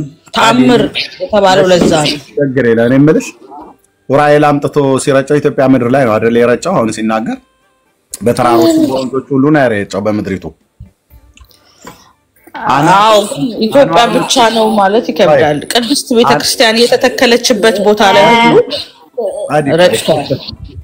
ጻዲ አንዋር መስጊድ የተተከለበትና ሙሉ ወንጌል የተተከለበት የክርስቶስ ደም እንዳልነካው በምን አወቅሽ እንዴ? ሲረጭ እዚህ ቦታ ነው የረጨውት ብሎ ምልክት ሰጣችሁ እንዴ? ዑራኤል ነው የተጻፈው እኮ አባቶች ተገልጾላቸው ነው የጻፈው። አንዋር መስጊድ እኮ ልክ ነው። አንዋር መስጊድ እኔ የምልሽ አንዋር መስጊድና ሌሎችም የሙስሊም መስጊዶች የተተከሉበትና እነ ሙሉ ወንጌል እነ መሰረት ክርስቶስ የተተከሉበት ቦታ ሁሉ የክርስቶስ ደም እንዳላረፈ እንዴት እርግጠኛ ሆናችሁ ነው? እንዴት ሊያርፍ ይችላል እንዴ? ምድሪቱ ላይ ነው። አንድ ቤተክርስቲያን አይደለች? ምድሪቱ ላይ በሙሉ ነው ያረጨው። ታዲያ ታዩኔ መልስለታል። የጂኦግራፊካል ማፕ ነበረው እንዴ ታዲያ? አይ አንደኛ ምድሪቱ ላይ በሙሉ ነው ያላድሎን የረጨው። ሲረጨው እንግዲህ ምድሪቱ ላይ በእግዚአብሔር ቃልማ ሙዳት ተያዙ እንዴ? አረመጣ ምን ይገርማል? ታምር ነው። አይኖ እንደሚከብዳችሁ ለመቀበል ግን እኔ ስትናደድ ያው ኤርሚ ላንተ ያለኝ አመለካከት ጥሩ እንደሆነ ታውቃለህ። እንዳትጎዳ በማሰብ ነው። ኧረ እኔ አልጎዳም ጻዲዬ። እኔ በእንዲህ አይነት ተረት ሙድ ካልያዝኩ በምን ይዛለሁ? ምክንያቱም ያውልሽ መልአኩ አምጥቶ ደሙን ረጨው ከተባለ የኢትዮጵያ የቆዳ ስፋት ስንት ነው? በእንግዲህ ምን ያህል እንደሆነ ታውቁታላችሁ። በጣም ትልቅ ምድር እናት ሀገራችን እና የሰው ደም ከ5 ሊትር እስከ 6 ሊትር ነው ተብሎ የሚባለው ጌታ ሰው ስለሆነ እንደኛው ሰው ስለሆነ ከኃጢአት በስተቀር እንደኛ ሰው ስለሆነ ቴንኪው ሰንዬ ተባረኪ። ከኃጢአት በስተቀር እንደኛው ሰው ስለሆነ ጌታ የፈለገ ሙሉ በሙሉ ደሙን እንኳን ቀርቶታል ዑራኤል ብለን ብንል አምጥቶ ቢረጨው በኢትዮጵያ ምድር ላይ ከሰሜኑ ጀምሮ ያኔ እንግዲህ ኤርትራ ሁሉ በኢትዮጵያ ግዛት ውስጥ ነው ያለው። እንደው ኤርትራን ጨምሮ ኢትዮጵያ ብሎ የሚለው ሱኛው ከሆነ ማለት ነው። ኦኬ አምጥቶ ቢረጨው 6 ሊትር ዘይት በኢትዮጵያ ምድር ላይ ሁሉ ነው ማለት ነው ያርከፈከፈው። ሲያርከፈክፍ ደግሞ ያኔ ኦርቶዶክስ የምትባል ቤተክርስቲያን አልነበረችም። ስለዚህ አሁን እናንተ ቤተክርስቲያን በሰራችሁበት ላይ የክርስቶስ ደም እንዴት እንደነጠበበት አንዋር መስጊድ ነው የእስላሞች መስጊድ ወይ ደግሞ የኛ የጴንጤዎቹ ቤተክርስቲያን የተተከለበት ቦታ ደም እንዳልነካው የኛንና የሙስሊሞቹን ደም እንዳልነካው የካቶሊኮችን ደም እንዳልነካው የእናንተን ደም እንደተነካው በምን እርግጠኛ ሆናችሁ ነው ብየምለው? ወይስ ካርታውን ሰጣችሁ? ደም የነጠበበት ቦታ ላይ ኡራኤል ከሰማይ ማፑን ሰጥቷችሁ እዛ ላይ ነው እየተከላችሁ ያላችሁት? ምንም በስተት ሙስሊሞች ደሙ የነጠበበት ቦታ ላይ ያልሰሩ መስጊድ? ምክንያቱም ምድሪቱ ሁሉ ነው የተረጨው። ይሄ እኮ ተራ የባልቴት እኮ ተረት እኮ ጎይድ መልሾች። ኦኬ አሁን የተሳሳትከው ኤርሚ ምንድነው? የሰው ደም ማለትህ ነው። ኢየሱስ ክርስቶስ ሰው ብቻ ነው እንዴ? አምላክ ሰው ማለት ነው። የሰው ደም 5 ሊትር ከ6 ሊትር ከ5 ሊትር እስከ 6 ሊትር ብያልኩሽ የኛን ደም ማለት ነው። ስለዚህ ጌታ እንደኛ ሰው ስለሆነ አምላክ አሁን ይሄ ጠፍቶኝ ነው። አሁን አምላክ ሰው ሆኖ ጠፍቶኝ ነው ኢየሱስን ሰው ብቻ ብያለሁ። የአምላክ ደም እኮ የአምላክ ደም አትልም። የአምላክ ሰው ደም ኢየሱስ ሰው ስለሆነ እንደኛ ሰው ስለሆነ የአንድ ሰው ደም ከ5 ሊትር እስከ 6 ሊትር ይቆጠራል። ስለዚህ ይለካል። ስለዚህ የጌታም ደም የዛኑ ያህል የሊትር የ5 ሊትር እስከ 6 ሊትር ነው። ከዛ በላይ ሊሆነው አይችልም። ምክንያቱም ፍጹም ሰው ስለሆነ ፍጹም አምላክነቱን ሳይለቅ ፍጹም ሰው ስለሆነ ነው። እሱን ታዩና ልቅ ያ ደሙ የነጠበበት ቦታ ላይ የሙስሊምና የጴንጤ ቸርች ምንም አልተመሰረተም፣ አልተተከለም። በስተት የካቶሊክ ቤተክርስቲያን አልተሰራም። የእናንተ ብቻ አይተሰራ። እቺን ቤተክርስቲያን እንግዲህ በክርስቶስ ደም ነው የታነጸችው ብለን ስናገር ታው ዛሬማ አግሬሲቭ ሆናል። ለምንድን ነው እንደዚህ የምትናደደው? እኔ አልተናደድኩም። እኛ እኮ አምነንበታል ይሄን ነገር። እኔ አሁን ልጁኝ ነው ይሄን ያመንኩት። ለዚህ ነው ቤተክርስቲያን ስገባ በፍርሃት ጫሜን አውልቄ እማንዘለውም። ለዚህ ነው። ኦኬ የት ነው የማዘሉት? ቤተክርስቲያን ውስጥ ነው? አዎ አንዘልም። ላሳይሽ ሲዘሉ አሳየኝ። የገመድ ዝልያ ነው ምንድነው የማዘሉት? አንዘልም በፍርሃት እኛ እኔ ጋር ስትመጪ ሁሉ ቀን እኔ ላይ ሙድ እያሽመሄድሽ ነው። ምንድነው የማዘሉት እንዴ? አንዘልም። እንደናንተ እንዘላለን እንዴ? ኮንበር ወደ ወንበር እንዴ?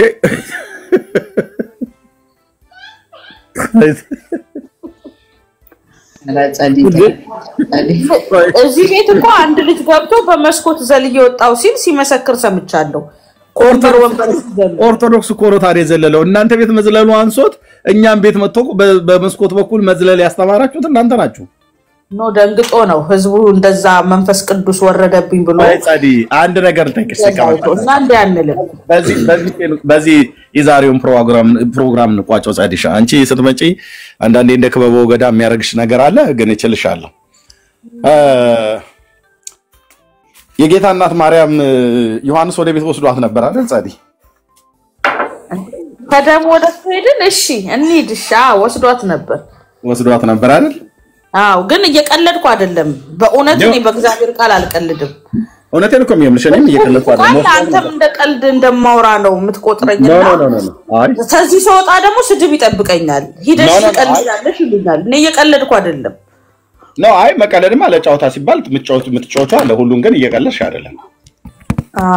የምታወሪ ሁሉ ቀልድ ነው እያልኩሽ አይደለም። ግን ምንም ከበበው ገዳ አሁን ቢታውም ግን እሱን በማያስንቅ ደግሞ አንዳንዴ ወዳችንን የሚያፈርስ ነገር ስትናገሪ ስለምሰማ እንደዛ ነው። ለጫውታ እንደዛ ትጫወቻለሽ ለማለት እንጂ የምትናገሪው ነገር ሁሉ ቀልድ ነው እያልኩ አይደለም። እስቲ እቺን ታሪክ ላንብብልሽና ምን ትያለሽ እህትዬው? ድርሳነ ኡራኤል ዘወርሃ ህዳር ሁለተኛው ምዕራፍ እንዲህ ይነበባል። ይቀጥላል። ኤርሚዬ መጽሐፉን አሳየን መጀመሪያ። ድርሳነ ኡራኤል የቤተ ክርስቲያን መሆኑን ማለት ነው። ድርሳነ ኡራኤል በተስፋ ገብረስላሴ ኧረ በዚህ ማን ያማኛል? በዚህ እናቱ የወለደችው ኦርቶዶክስ አያማኝም። በተስፋ ገብረስላሴ ዘብሔረ ቡልጋ 1985 ዓ.ም ዘወርሃ ሚያዝያ ላይ የታተመው ማለት ነው። ግዕዝና አማርኛ። ኦኬ ገጽ 8 ጀምሮ ጻዲ ይነበባል። አዎ እየሰማው ነው። እንደዚህ ይላል። ከዚህም በኋላ ከዕለታት በአንድ ቀን አምላክን የወለደች እመቤታችን ድንግል ማርያም ወዳጅ የሚሆን ዲያቆኑ አባ ባሮክን አባቶቻችን የቅዱሳን ሐዋርያት መጻሕፍትን ይሰጠኝ ዘንድ ጠየቁት። ይኸውም አባ ባሮክ የጌታችን መድኃኒታችን ኢየሱስ ክርስቶስ መቃብርና የኢየሩሳሌም ቤተ መጻሕፍት ጠባቂ ነው ይላል። ጌታችን ኢየሱስ ክርስቶስም ወዳጅ ወንጌላዊ ዮሐንስ ረድ ወይንም ተማሪ የሆነ የአብሮኮሮስ ደቀ መዝሙር አባ ቴዎፍሎስ የጻፈው የብሉይና የአዲስ ኪዳን መጽሐፍትን ሰጠኝ። ይህም አባ ባሮክ እመቤታችን ድንግል ማርያም በገነት ውስጥ ጽድቅንና በሲኦል ያለውን ኩነኔ ሁሉ በሚስጥር አይታ ለወንጌላዊ ዮሐንስ የነገረችውን የአባቶቻችንን የሐዋርያትን ታሪክ የሚናገር ወይንም የሚያስተምር ነው። ዳግመኛ እመቤታችን በግብጽና በኢትዮጵያ በስደቷ ጊዜ የደረሰባትን ችግርና እንዲሁም ለኛም ለነፍሳችንና ለስጋችን መዳኛ ከጌታችን ይታይሽ ለነፍሳችንና ለስጋችን መዳኛ ብሎ የሚለው ምንድነው? በግብጽ ሀገር የደረሰባት ስደት ሁሉ ለኛ ነፍስና ስጋ መዳኛ ነው ብሎ ይላል። ውሸት። የጌታችን መከራ እንጂ ለኛ ድህነት የማርያም መከራ አይደለም። ለኛ ድህነት ወንድሜ ወንጌል እንደዛ አይልም። ከጌታችን የተሰጠው ቃል ኪዳን የመላእክትን ተልእኮቸውንና ክብርን ገናነት የሚያስረዳ ነው። ምስጋና ገንዘቡ በሚሆን በእግዚአብሔር ፈቃድ ያለ ስንፍና ከመጀመሪያው እስከ መጨረሻው ድረስ አነበቡት ነው የሚለው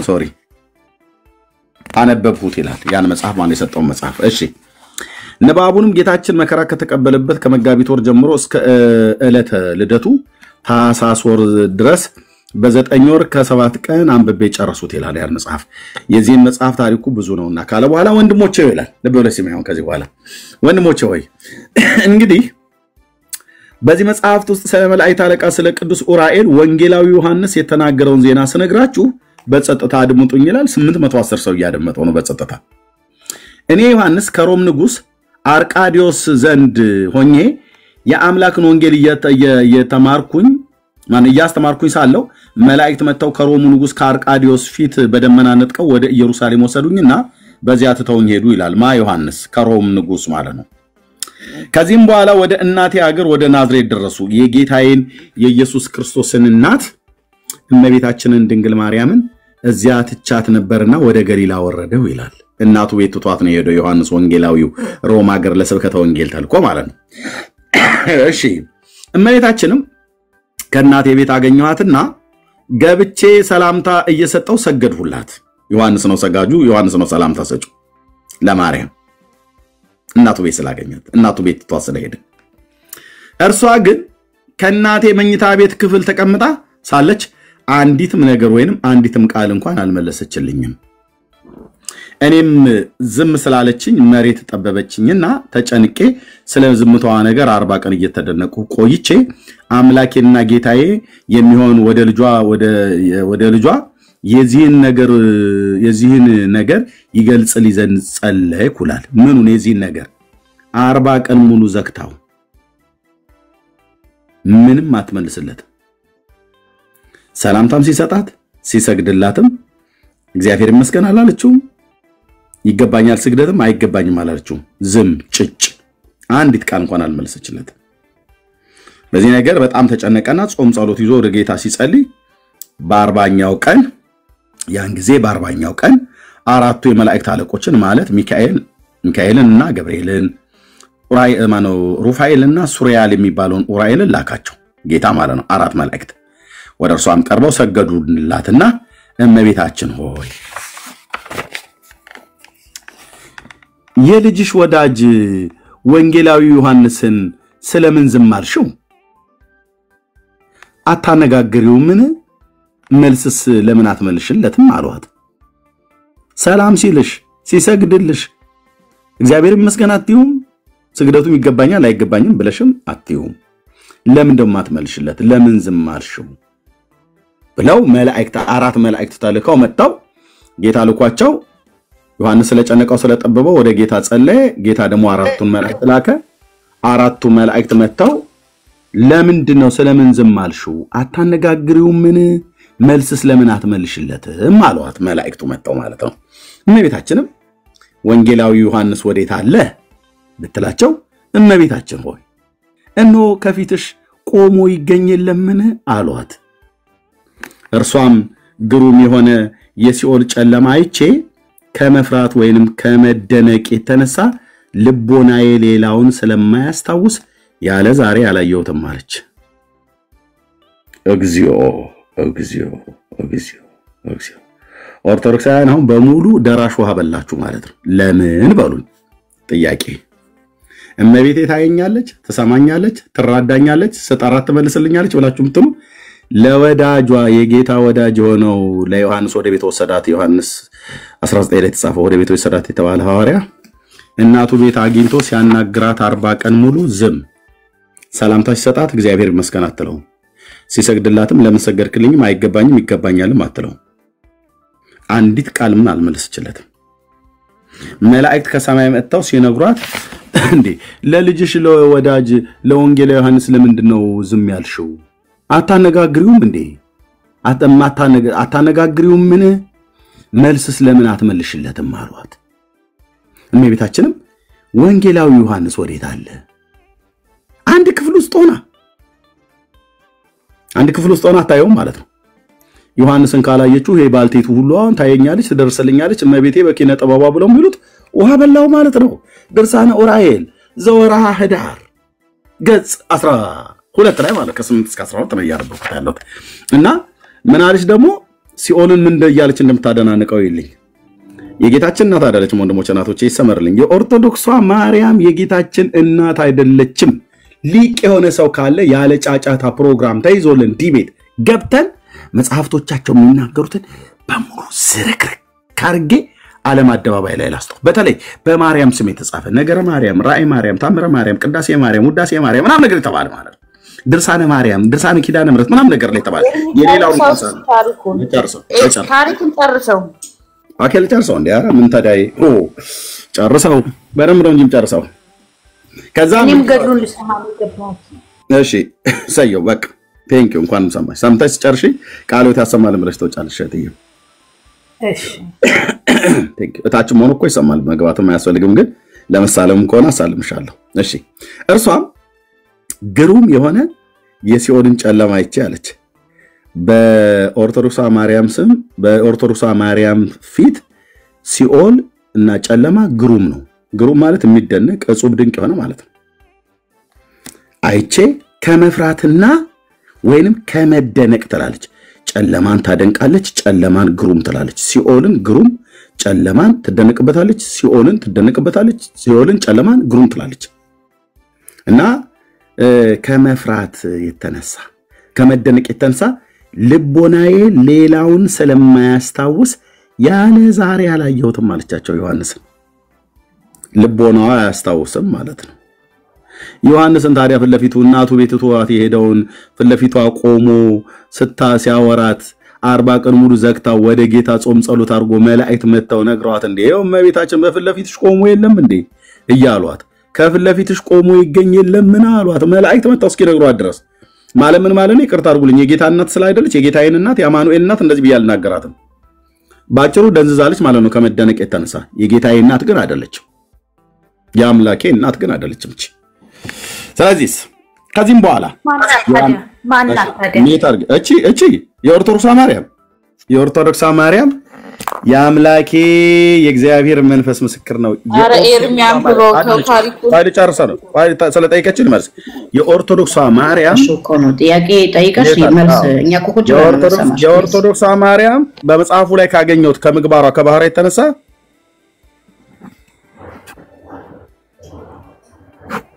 የተጻፈላትን ጽሑፍ ይዤ ማለት ነው የኦርቶዶክስ ማርያም ብዬ መናገር ይችላል። መጽሐፉ ላይ ያለውን እናቱ የወለደችው ኦርቶዶክስ መጥቶ ነው ፊት ያውራ መጽሐፍቶቹን ላውጣቸው ይነበብ ታስፈራራለህ ኤርሚያስ። ምን ለምንድን ነው የዛትክ የምታወራው? ቻዩ እህትዬ በይ ነው እዚህ በይ አንዴ ባይኩን ክፈችና በይ በይ እኔ በጣም ተመስጠህ ነው በቃ ተጨንቀ ሌላ ልንገርህ አሁን ያለሽ አማራጭ ብቻ ማለት ነው። አንዴ በይ እስቲ ይውጣልሽ። ለምን ምክንያቱም እንደዚህ አይነት ጉድ እየወጣባችሁ በይ ነው ማለት ያለብሽ። ሚዩት እንዳታረጉ፣ ማንንም ሰው ሚዩት እንዳታረጉ። ጻዲም ቱር ብላ ወጣች። አሁን ቱር ብላ ወጣች ማለት አሁን ነው ማለት ያለባችሁ። አንድ ሰው ሚዩት እንዳታረጉ። ሁለተኛ ወገኖች ሲገቡ ብቻ ነው ማለት ያለባችሁ። ደረሱ ያገር ያለ ዮሐንስን ቤት ውስጥ ሆና ያላየች መላእክት መጣው ሲነግሯት ያለ ዛሬ ያላየሁትም ብላ ምትል ታዲያ ዮሐንስን ያላየች አንተ እንዴት ታያለች? ያለ ዛሬም አላየሁት ልቦናዬ ሌላውን የማያስታውስ ስለሆነ እያለች ኦርቶዶክሳን ነው ማለት ያለባችሁ። እኛ ደግሞ አይዟችሁ አይዟችሁ ይሄም ያልፋል እያልን ይሄም ያልፋል እንግዲህ አንዴ ሆኗል እንዳሉት ማለት ነው መምሬ ማናቸው የሚባሉ እኛ ሀገር እኔ በተለኩበት አካባቢ ሚስት ነበረቻቸው አይነ ስውር ሚስት እና ሲጣሉ መምሬ ተክላም ነው ማን ነው የሚባሉ ናቸው ያሉት አያቴ ናቸው ነገሩኝ እና ሴትዮዋ ዝም ብላ ትለፈልፋለች አይነ ስውር ናት ግን ምላሷ በጣም ረጅም እና ቄሱን ሲወጡ ሲገቡ በነገር ተጠዘጠዛቸዋለች እንግዲህ ሚስት አይደለች ተጣልተው የሚሆን እንግዲህ ይሄንን ማምጣ ወይ ይሄንን ማርግ ብለው ሊሆን ይችላል እና ቄሱ አንድ ቀን መረራቸውና በመቋሚያ ቀንድቧን ብለው ጣሏት ሲጣሉ ቋ አደረጓት በመቋሚያ ማለት ነው ደሟ ፈሰሰ እና አሉ ጎረቤት ይመጣል ብለው ቢሉ ማንንም ይመጣል ቻለ እና መጨረሻ ምን አሉ ራሳቸው መርጌታው እንግዲህ አንዴ ሆኗል ዝም በይ ብለው አሏት ሚጡም ይሁን ጻዲ ስንት ቀን ከናንተ ጋራ ስዳረቃል ኖር እህትዬ አሁን የምትሉበትን እመቤቴ እግዝእትነ ማርያም ወላዲተ አምላክ በአየር ላይ ተቀምጣ ሰማይ መንግስተ ሰማያት ሆና ሁላችንም በየአቅጣጫው ታየናለች ትመለከተናለች ተሰማናለች ብላችሁ የምትሉትን ዮሐንስ የጌታ ወዳጅ የሆነ ዮሐንስ እሷ ቤት ውስጥ ቆሞ እሱም እሷ አንድ ክፍል ውስጥ ሆነው መላእክት ተልከው ስለምን ዝም አልሽው ለምን አታነጋግሩም ስለምን አትመልሽለትም ብለው ሲሏት እመቤታችንም ወንጌላዊ ዮሐንስ ወዴት አለ ብትላቸው እመቤታችን ሆይ ከፊትሽ ቆሞ ይገኝልምን አሏት እርሷም ግሩም የሆነ የሲኦል ጨለማን አይቼ ከመፍራትና ወይንም ከመደነቅ የተነሳ ልቦናዬ ዮሐንስን ስለማያስታውስ ማለት ነው ልቦናዬ ሌላውን ስለማያስታውስ ያለ ዛሬ ያላየሁትም ማለት ዮሐንስን አንድ ክፍል ውስጥ ሆነው አንድ ቤት ውስጥ ሆነው ዮሐንስን ያላየች ማርያም እኔን ታየኛለች ይያልሽ አበሳሽን አትጥበሽ እና ነይ ወደ ኢየሱስ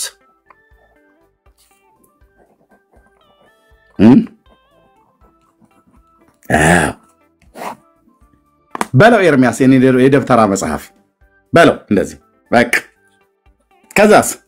ከዚህ በኋላ ዮሐንስ እንዲህ አለችው የሰማይ የምድርን ሚስጥራትን ሁሉ ለኔ እንደገለጸልኝ ለሰውም ልጆችም ሲል ልጄ የሰጠኝን የምህረትን ቃል ኪዳን እነግር ዘንድ የምትጽፍበትን ብዙ ቀለምና ብራና ይዘህ ወደኔ ቅረብ አለችው እነዚህን መላእክት ልጄ አስራት አድርጎ በሰጠኝ ሀገር በእነርሱ ላይ በስሜ አብያተ ክርስቲያናት እንዲታነጹ ያሳየውንና የነግሩ ዘንድ የተላኩ ናቸው አለችው አስራት የተሰጠችው ማን ነው ኢትዮጵያ ቤተክርስቲያን እንዲሰሩ ለዮሐንስ ኮኑ በኢትዮጵያ ውስጥ ቤተክርስቲያን ይሰራልኝ ብላ የነገረችው ያን ጊዜ የሰማይ ሚስጥር ሁሉ ነገረችውና በፊቷ ሆኖ ጻፈ ዮሐንስ ሆይ እንግዲህ ይሄንን የምነግርህን የቃል ኪዳን አገር ለኢትዮጵያ ሰዎች ተጽፍላቸው ዘንድ ልብ ብለህ ሰማ አለችው የታለ ለኢትዮጵያ ሰዎች የጻፈው ዮሐንስ ማርያም የነገረችው ለኢትዮጵያ ሰዎች የጻፈው ምዕራፉ አለቀው ከቅዱም ከዮሐንስ ጀምር እንደዛ አይደለም ትርጓሜው ስታል እውነት ነው አምጣው ድርሳነ ዑራኤል በቃ የተሳሳተ ነው ድርሳነ ዑራኤል አምጣ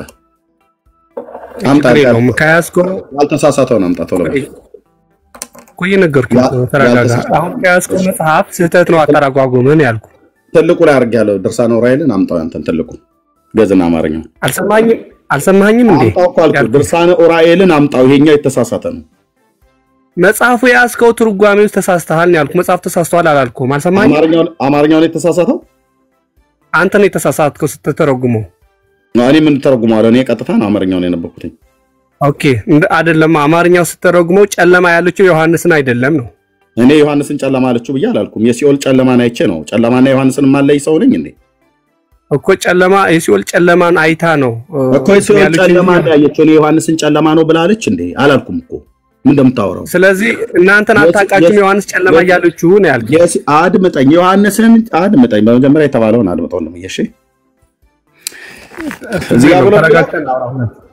እዚህ ጋር ብሎ የሚለው እርሷም ግሩም የሆነ የሲኦልን ጨለማ አይቼ እንጂ ዮሐንስ ጨለማ ነው ብላለች አላልኩኝ ያየችው ምንድነው መላእክቱ መተው እዚህ ጋር ሲነግሯት ዮሐንስ ከጸለየ በኋላ ያን ጊዜ 40ኛው ቀን ላይ አራቱ የመላእክት አለቆች ማለት ሚካኤልና ገብርኤል ሩፋኤልና ሱሪያል የሚባለው ኡራኤል ላካቸው ወደ እርሷም ቀርበው ሰገዱላትና ልብ በሉ እዚህ ጋር ሰገዱላትና ብሎ የሚለው ኦኬ ሰገዱላትና እመቤታችን ሆይ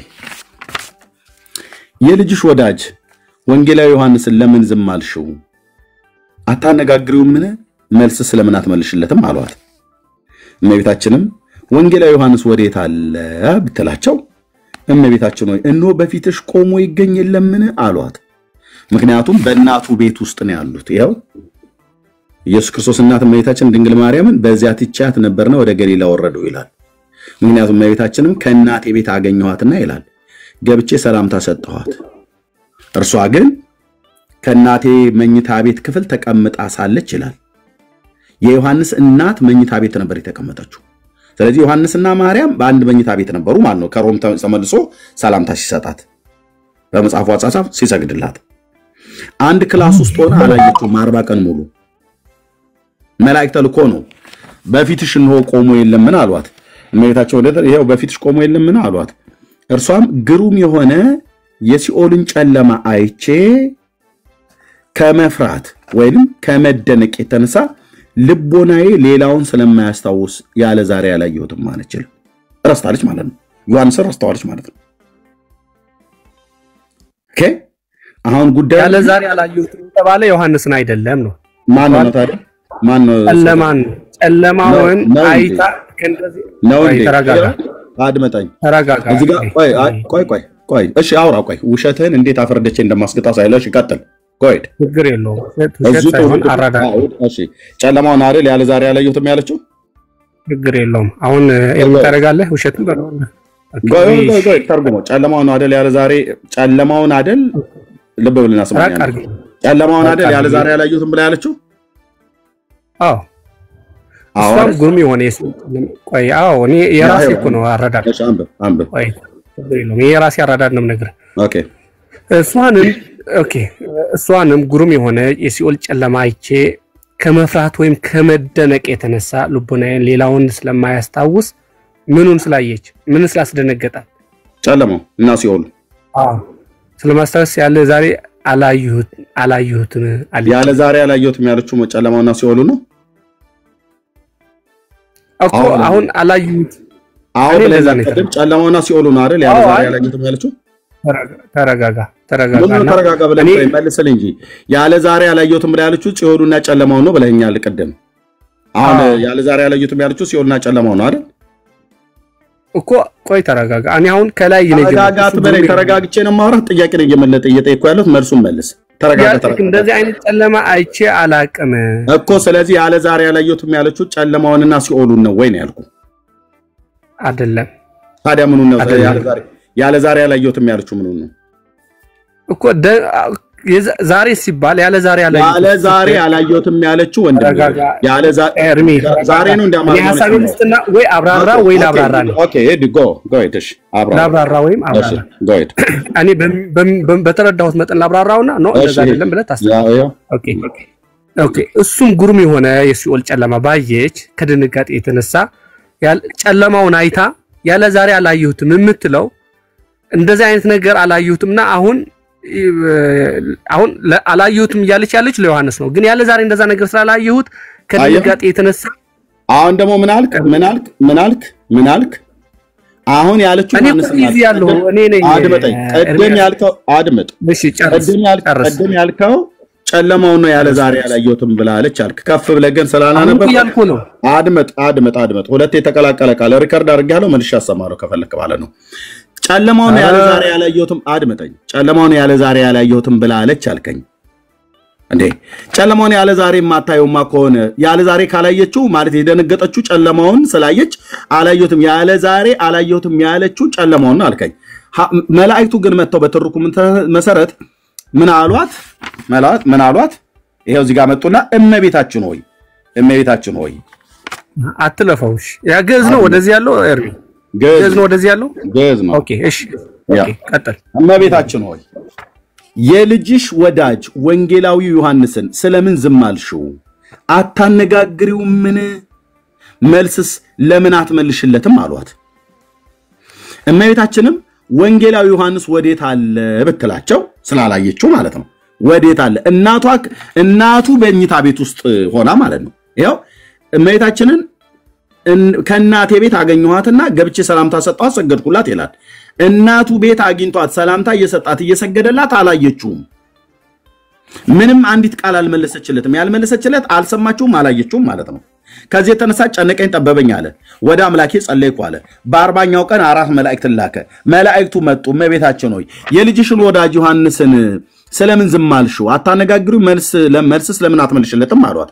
እመቤታችንም ወንጌላዊ ዮሐንስ ወዴት አለ ብትላቸው እመቤታችን ሆይ እነሆ በፊትሽ ቆሞ ይገኝልምን አሏት።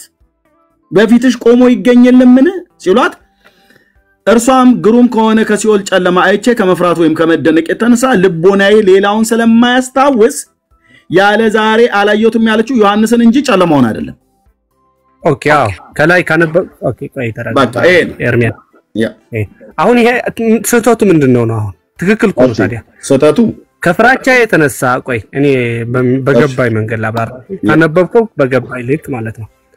ከፍራቻ የተነሳ ከመደንገጥ የተነሳ ይሄን ነገር አላየሁትም ማለቴ ከመደንገጥ የተነሳ ሰው መለየት አልቻልኩም ወይም ደግሞ ዮሐንስን አላየሁትም የሚል ስሜት ነው የሚሰጠኝ ለኔ። አሁን ኃጢያቱ ምንድነው? ስህተቱ ምንድነው?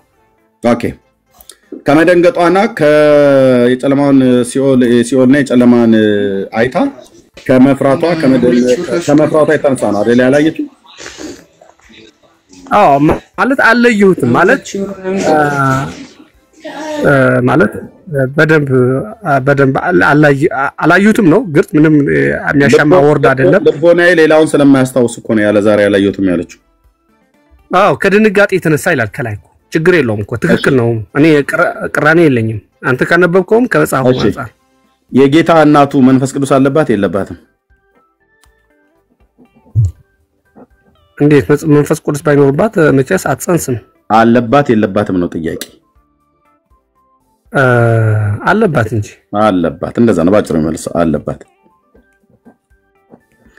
መንፈስ ቅዱስ በእርሱ ያለ ሰው አምላክ በሱ ያለ እንደው ቢፈራ አንድ ቀን ይፍራ፣ 40 ቀን ሙሉ ይፈራል።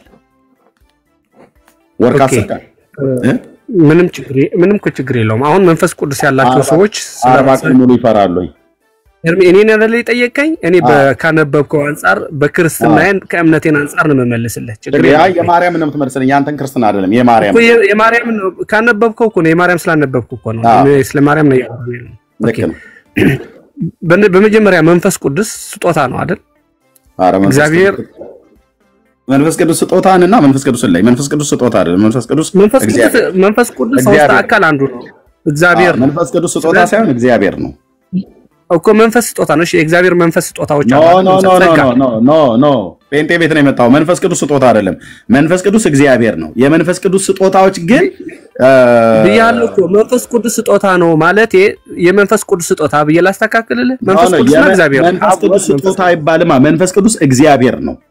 ኦኬ እሺ የጸጋ ስጦታ ግን መንፈስ ቅዱስ የሚሰጠው የጸጋ ስጦታዎች ግን አሉ። የጸጋ ስጦታዎችና መንፈስ ቅዱስ የተለያዩ ናቸው። ያ ኦኬ ችግር የለውም። አሁን መንፈስ ቅዱስ እግዚአብሔር አብ ወልድ መንፈስ ቅዱስ አንዱ አካል ከሶስቱ ሆነ እናውቃለን። ችግር የለውም። መንፈስ ቅዱስ ስጦታ ነው ስልህ የመንፈስ ስጦታ የሚሰጥ ለማለቴ ነው። እሺ ችግር የለውም። አንተ በሚመች ነገር ተረዳው። ኦኬ ያን ስጦታ የሚሰጠው እግዚአብሔር ነው። እግዚአብሔር መንፈስ ቅዱስ ነው የሚሰጠው። ስለዚህ ልክ መንፈስ ቅዱስ አላት ሲባል ያ ስጦታ የመንፈስ ቅዱስ ስጦታ አንተ መንፈስ ቅዱስ አላት አይደል ስትል የመንፈስ ቅዱስ ስጦታ እንጂ መንፈስ ቅዱስ አላት ስትል ራሷ ስላሴ ናት ያልከኝ እንዳልሆነ መቼስ እረዳሃለሁ። እንደዛ ያልከኝ እንዳልሆነ ይገባኛል። ወይም ላስተካክል ሚስተካከል ከሆነ ምኑ ታስተካክለዋለህ? ያው ማርያምና ስላሴን ማለት ነው። መንፈስ ቅዱስ አላት ወይ ስትለኝ ምን ለማለት ፈልጋለሁ? አለባት የለባትም? መንፈስ ቅዱስን ተሞልታለች አልተሞላችም? የልዑል እግዚአብሔር መንፈስ በሷ አድሯል አላደረም ነው እያልኩ ያለሁት እኔ እኮ። አድሯል አሁን ስጦታ ነው አይደል? መንፈስ ቅዱስ ወንድሜ መንፈስ ቅዱስ በእርሷ አድሯል አላደረም? በቃ በዚህ ካገባል እንግዲህ አድሯል እኮ አደረ ማለት ተወለደ አይደል? አዎ አደረ ማለት የእግዚአብሔር መንፈስ በሷ ላይ አለ ማለት ነው እኮ። እግዚአብሔር መንፈስ የሌለው ሰው እኮ የለም በመነገራችን። አሁን አንተ እግዚአብሔር መንፈስ ያሁን የለብህም እውነቱን ተናገር። ኦኬ እሱ በአንተ እምነት ነው። ችግር የለውም። ህዝብ አዳም ሁሉ የእግዚአብሔር መንፈስ የለበትም። የእግዚአብሔር መንፈስ የሌለበት ይላል አይደል? በሙስሊሙ በሂንዱ ላይ ሁሉ አለ። ኦኬ አንተ የለብህም ስላለብኝ እኮ ነው ቁጭ ብለህ የምትሰማኝ እዚህ ብራዘር ቃል እኔ ደግሞ ስላለብኝ ነው። አንተ ስለሌለብህ ነው እኮ እኔ ደግሞ ቁጭ ብዬ ላስረዳ። አሁን እኔ መንፈስ ቅዱስ አለብኝ ብዬ ስላልኩ በልህ አለብኝ ብለህ ብትል እንዴት ነው ያለብህ ብዬ ብጠይቅ አሁን 2 ደቂቃ ማውራት አትችልም። ኔትወርክ የተቋረጠ ብለህ ትወርዳለህ። መንፈስ ቅዱስ አማቹር ማን እኔ ትልቅ ሰው ነኝ አዳት ነኝ እኮ ችግር የለም። በስጋ ትልቅ ልትሆን ትችላለህ። በመንፈሳዊ ግን እኔ በመንፈሳዊ ህፃን መሆንን ነው የማየው ከንግግር የተነሳ ማለት ነው። ነውር የለውም ችግር የለውም። ይሄ ነውር የለውም። ባንተ እምነት በእድሜ አንፃር በእድሜ ትልቅ ትሆናለህ። ግን መንፈስ ቅዱስ አለብኝ ብሎ ማለት በቃል መናገር ቀላል ግን አለብኝ ብዬ እንዴት በአንተ ውስጥ ኖረ ብዬ ብጠይቅ አሁን 1 2 አትመልስልኝም። ሶስተኛው ላይ ራሱ ታቆማለህ። ችግር የለም። ስለዚህ መንፈስ ቅዱስ አለባት። እሺ መንፈስ ቅዱስ አለባት አይደል የጌታ እናት? ኦኬ አሁን አያጣላንም እኮ ኤርሚ። አሁን ባንተ ቅኖና ባድዋል አይደል አለባት ብለኛል። ስለዚህ 40 ቀን ሙሉ ለአንድ ቀን ትፍራሽ ሰው ስለሆነች ለ2 ቀን ትፍራ እንደ 3 ቀን ድረስ ይሄድ 40 ቀን ሙሉ የሲኦልን ጨለማ አይታ ፈርታ ልቦናዋ ዮሐንስን እንኳን በእናቱ ቤት ያገኛትን ዮሐንስን እንኳን ማየት እስኪያቅታት ማስታወስ እስኪያቅታት ድረስ ከሆነች አንተን እንዴት ልታስታውስ ትችላለች? አንተን እንዴት ልታይ ትችላለች? ቆይ ችግር የለውም አይደለም ችግር የለውም። ጥያቄን በደንብ ስማ መልስልኝ። ኦኬ ዮሐንስን እናቱ ቤት ሆና በአካል አግኝቷት በእናቱ ቤት በአካል አግኝቷት በእናቱ ቤት በአካል አግኝቷት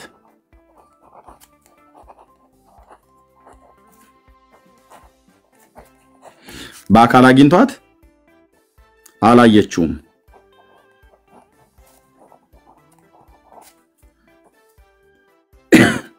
ሲናገራት አልመለሰችለትም።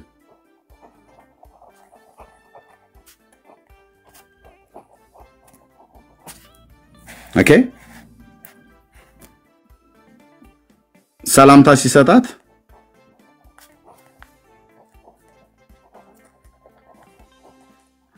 ሲሰጣትም ሰላም አላለችው።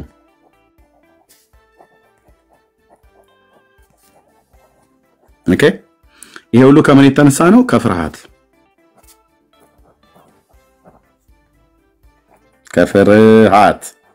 የስንት ቀን ፍርሃት? የ40 ቀን ፍርሃት። ኦኬ በ40 ቀን ፍርሃት ተሸብባ ዮሐንስ ሰላምታ ሲሰጣት ማትመልስለት ሲሰግድላትም ታውም ብላ ማተል ወይ ደግሞ ይገባኛል ብላ ማተል እየተናገራት ማትመልስለት እፊቷ ቆሞ አላየችውም። እንዴ እመቤታችን የልጅሽ ወዳጅ ዮሐንስ በፊትሽ ቆሞ የለምን አሏት። ከፊትሽ ቆሞ ይገኝ የለምን አሏት። እሷም ያለ ዛሬ ያላየሁትም አለች። እናቱ ክፍል ውስጥ አግኝቷት እፊቷ 40 ቀን ቆሞ 40 ቀን ሙሉ ያላየችው ማርያም አንተን እንዴት ታየኛለች ብለህ ትላለህ? በእናቱ ክፍል ውስጥ አግኝቶ አልጨረስኩም።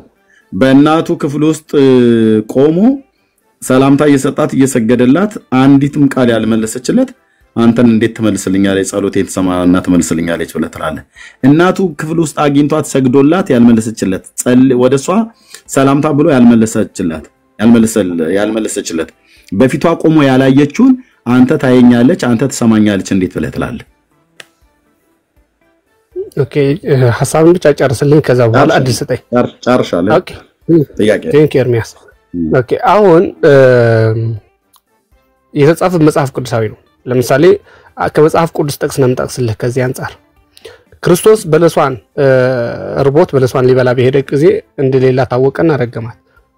ያ ማለት እግዚአብሔር ክርስቶስ አያቅም ያልከን አይደለም። መልስ ስሙ ወንድሞች እናቶች፣ መልስ ስሙ። ኦርቶዶክሳዊ መልስ ነው። እኔ ጠየቁት ስለማርያም ተረጋጋ። አሁን ይኸው ነገር እንደዛ አይደረግም። በመጀመሪያ አድምጠኝ። እንዴት አዳምጣለሁ? እስከምትናገር ዝም ብዬ አዳምጥ። ካላዳመጥ ከታይ ትወርዳለህ ብራዘር። እኔ የትዕቢተኛ መድኃኒት ነኝ። ካላዳመጥ ሐሳብን ሳጨርስ ታች አወርዳለሁ ማለት ነው። ሐሳብን እንድጨርስ ምን ያርግልኛል? እኔ ምንም ያርግልኛል። ሐሳብን እንድጨርስ ከፈለክ አድምጠኝ። ጥያቄ በእናቱ ቤት ዮሐንስ አግኝቷት በአካል አግኝቷት ሲናገራ ማነው ቆሞ ፊቷ ያላየችው ሰላምታ ሲሰጣት ያልመለሰችለት ማነው ያልተመለከተው ያልመለሰችለት ሲናገራት ሰላምታም ሲሰጣ ያልመለሰችለት ከፍርሃት የተነሳ በ40 ቀን በፍርሃት ተሸብባ ይሄንን ካላደረገችለት በእናቱ ቤት አግኝቷት ቆሞ ካላየችው ተናግሮ ካልመለሰችለት አንተን በሰማያት ሆና እንዴት ትቆምልኛለች? እንዴት ትሰማኛለች? እንዴት ታየኛለች ብለህ ትላለህ ነው ጥያቄው። ይሄን ስጠይቅህ ኢየሱስ አድመጠኝ ጨርሻለሁ።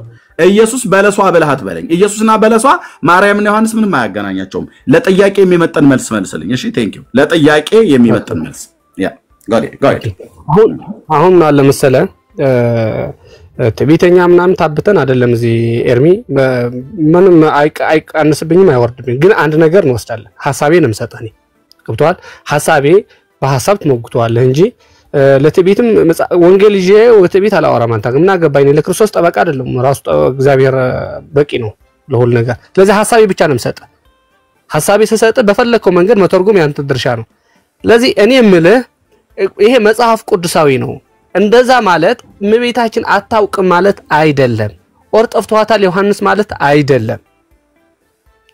ያ ማለት በመጽሐፍ ቅዱስ እንደዛ አይነት ናሬቲቮች አሉ። አዎ አሉ።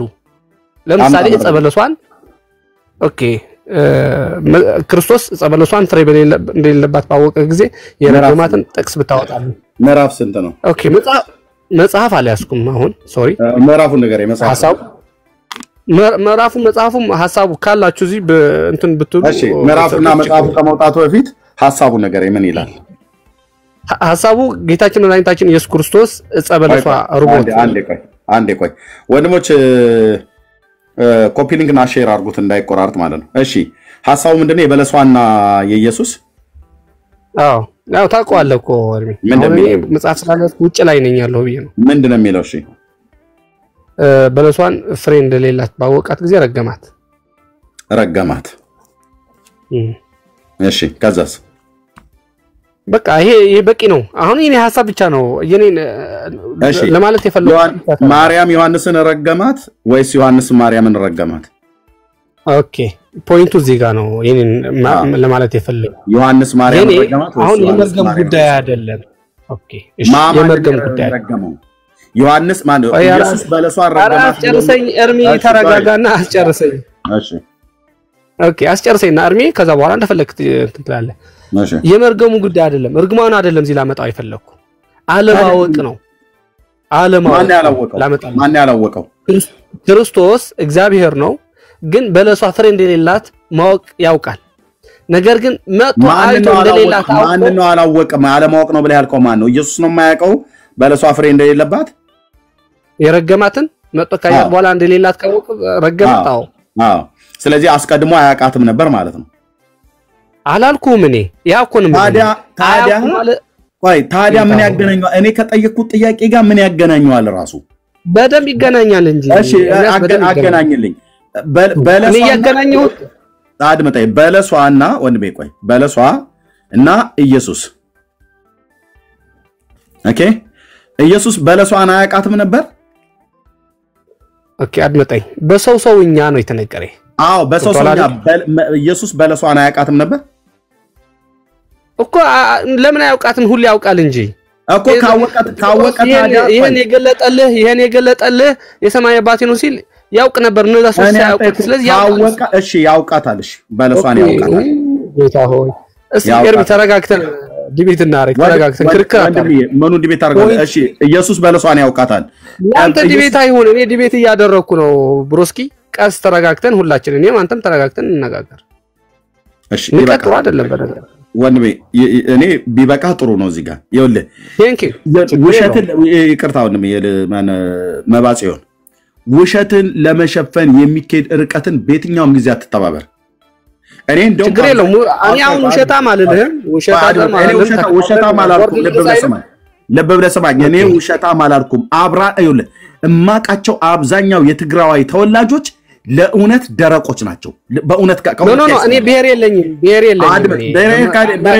የለኝም አትበል ትግራዋይ ተወላጅ ነው ኢትዮጵያ አይደለም አረ ትግራዋይ አይደለም እኔ አይደለም መባጽ ሆነ አይደለም የምታወራው በድምጽ ማቃለ መባ ነኝ እኮ በድምጽ አቃለሁ ኦኬ ማንም ማለት ነው እኔ አሁን የትግራዋይ ተወላጅ መሆንን ነው ማቀው ግን አንተ አይ አታውቅም ቶ በቃ ችግር የለው ለእውነት እሱን ተው ለእውነት ስትቆም እውነት ነው ስትቆም ኢየሱስ በለሷን ያቃታል ኢየሱስ በለሷን ከረገመው ጋራ ዮሐንስና የጌታችን እናት ማርያም ተብሎ በዚህ በድርሳነ ኡራኤል ዘወራ ህዳር ላይ የተተረከው ትርክት ወንድሜ መባጽዮን ምንም አያገናኘውም ከጠየቁ ጥያቄ ጋራ የሚገናኝ መልስ አይደለም የሰጠኝ እኔ እዚህ ጋር የጌታዬ እናት ማርያም ዮሐንስን ረገማው ቢሆን ኖሮ ወይ ዮሐንስ ማርያም ረገሟት ቢሆን ኖሮ ጌታችን በለሷን የረገመበትን አምጥተህ ብታሳይ ቢያንስ ወይ በርግማን ይገናኛል ብለን እንላለን እዚህ ጋር ለርግማን አይደለም እኮ እዚህ ጋር ተረጋግጠው ከማለት አንፃር ኤርሚ አንዴ ልናገር አንዴ ብቻ እዛ በኋላ አንተጥላ እኔ ከርግማን አንፃር አይደለም መልሴን የሰጠው ከርግማን አንፃር ሳይሆን ክርስቶስ በለሷን እንደረገማት የረገማት ፍሬ እንደሌላት ስላወቀ እንጂ ስለጠላት አይደለም ፍሬ እንደሌላት ግን ያውቅ ነበር በሰው ባህሪ ስለነበር ግን እንደዛለ እመቤታችን ቅድስት ድንግል ማርያም ከድንጋጤ የተነሳ አላየሁትም ያለችው ከድንጋጤው የተነሳ በሰውኛ ባህሪዋ ነው በርግጥ ሰው ነች እንደ አምላክ እያልኩ አይደለም ግን መንፈስ ቅዱስ እንኳን ቢኖራት ቢያድርባት በሰውኛ ባህሪዋ ያየችውን ነገር ምን ያክል አስከፊ እንደሆነ ካየች በኋላ ለመግለጽ የተጠቀመችበት ነው እንጂ ስለረገመችው እንደዛ አይደለም እኔ ጥቅስ የሰጠው ከርግማን የተያዘ አይደለም ቴንክ ዩ እኔ ካላለሽ እኔ ልውረድ ችግር የለም እሺ ግን 40 ቀን ሙሉ በሲኦል ፍርሃት ውስጥ ታስራ ነበር ብሎ ማለት ለአምላክ እናት የማይመጥን ተረት ነው የተጻፈው ምናልባት እንትን ስለሆነ ተአምር ስለሆነ እኔ 40 ቀን ሙሉ እኮ ማለት አንድ ወር ከ10 ቀን ነው መባጽዮን ሰው 3 ቀን ይፈራል ምናልባት ይኸው 3 ቀን ይፈራ ይችላል እሺ እና 7 ቀን ግድ የለም እሺ 10 ቀን በልና 10ን ቀን ያስ አንዱ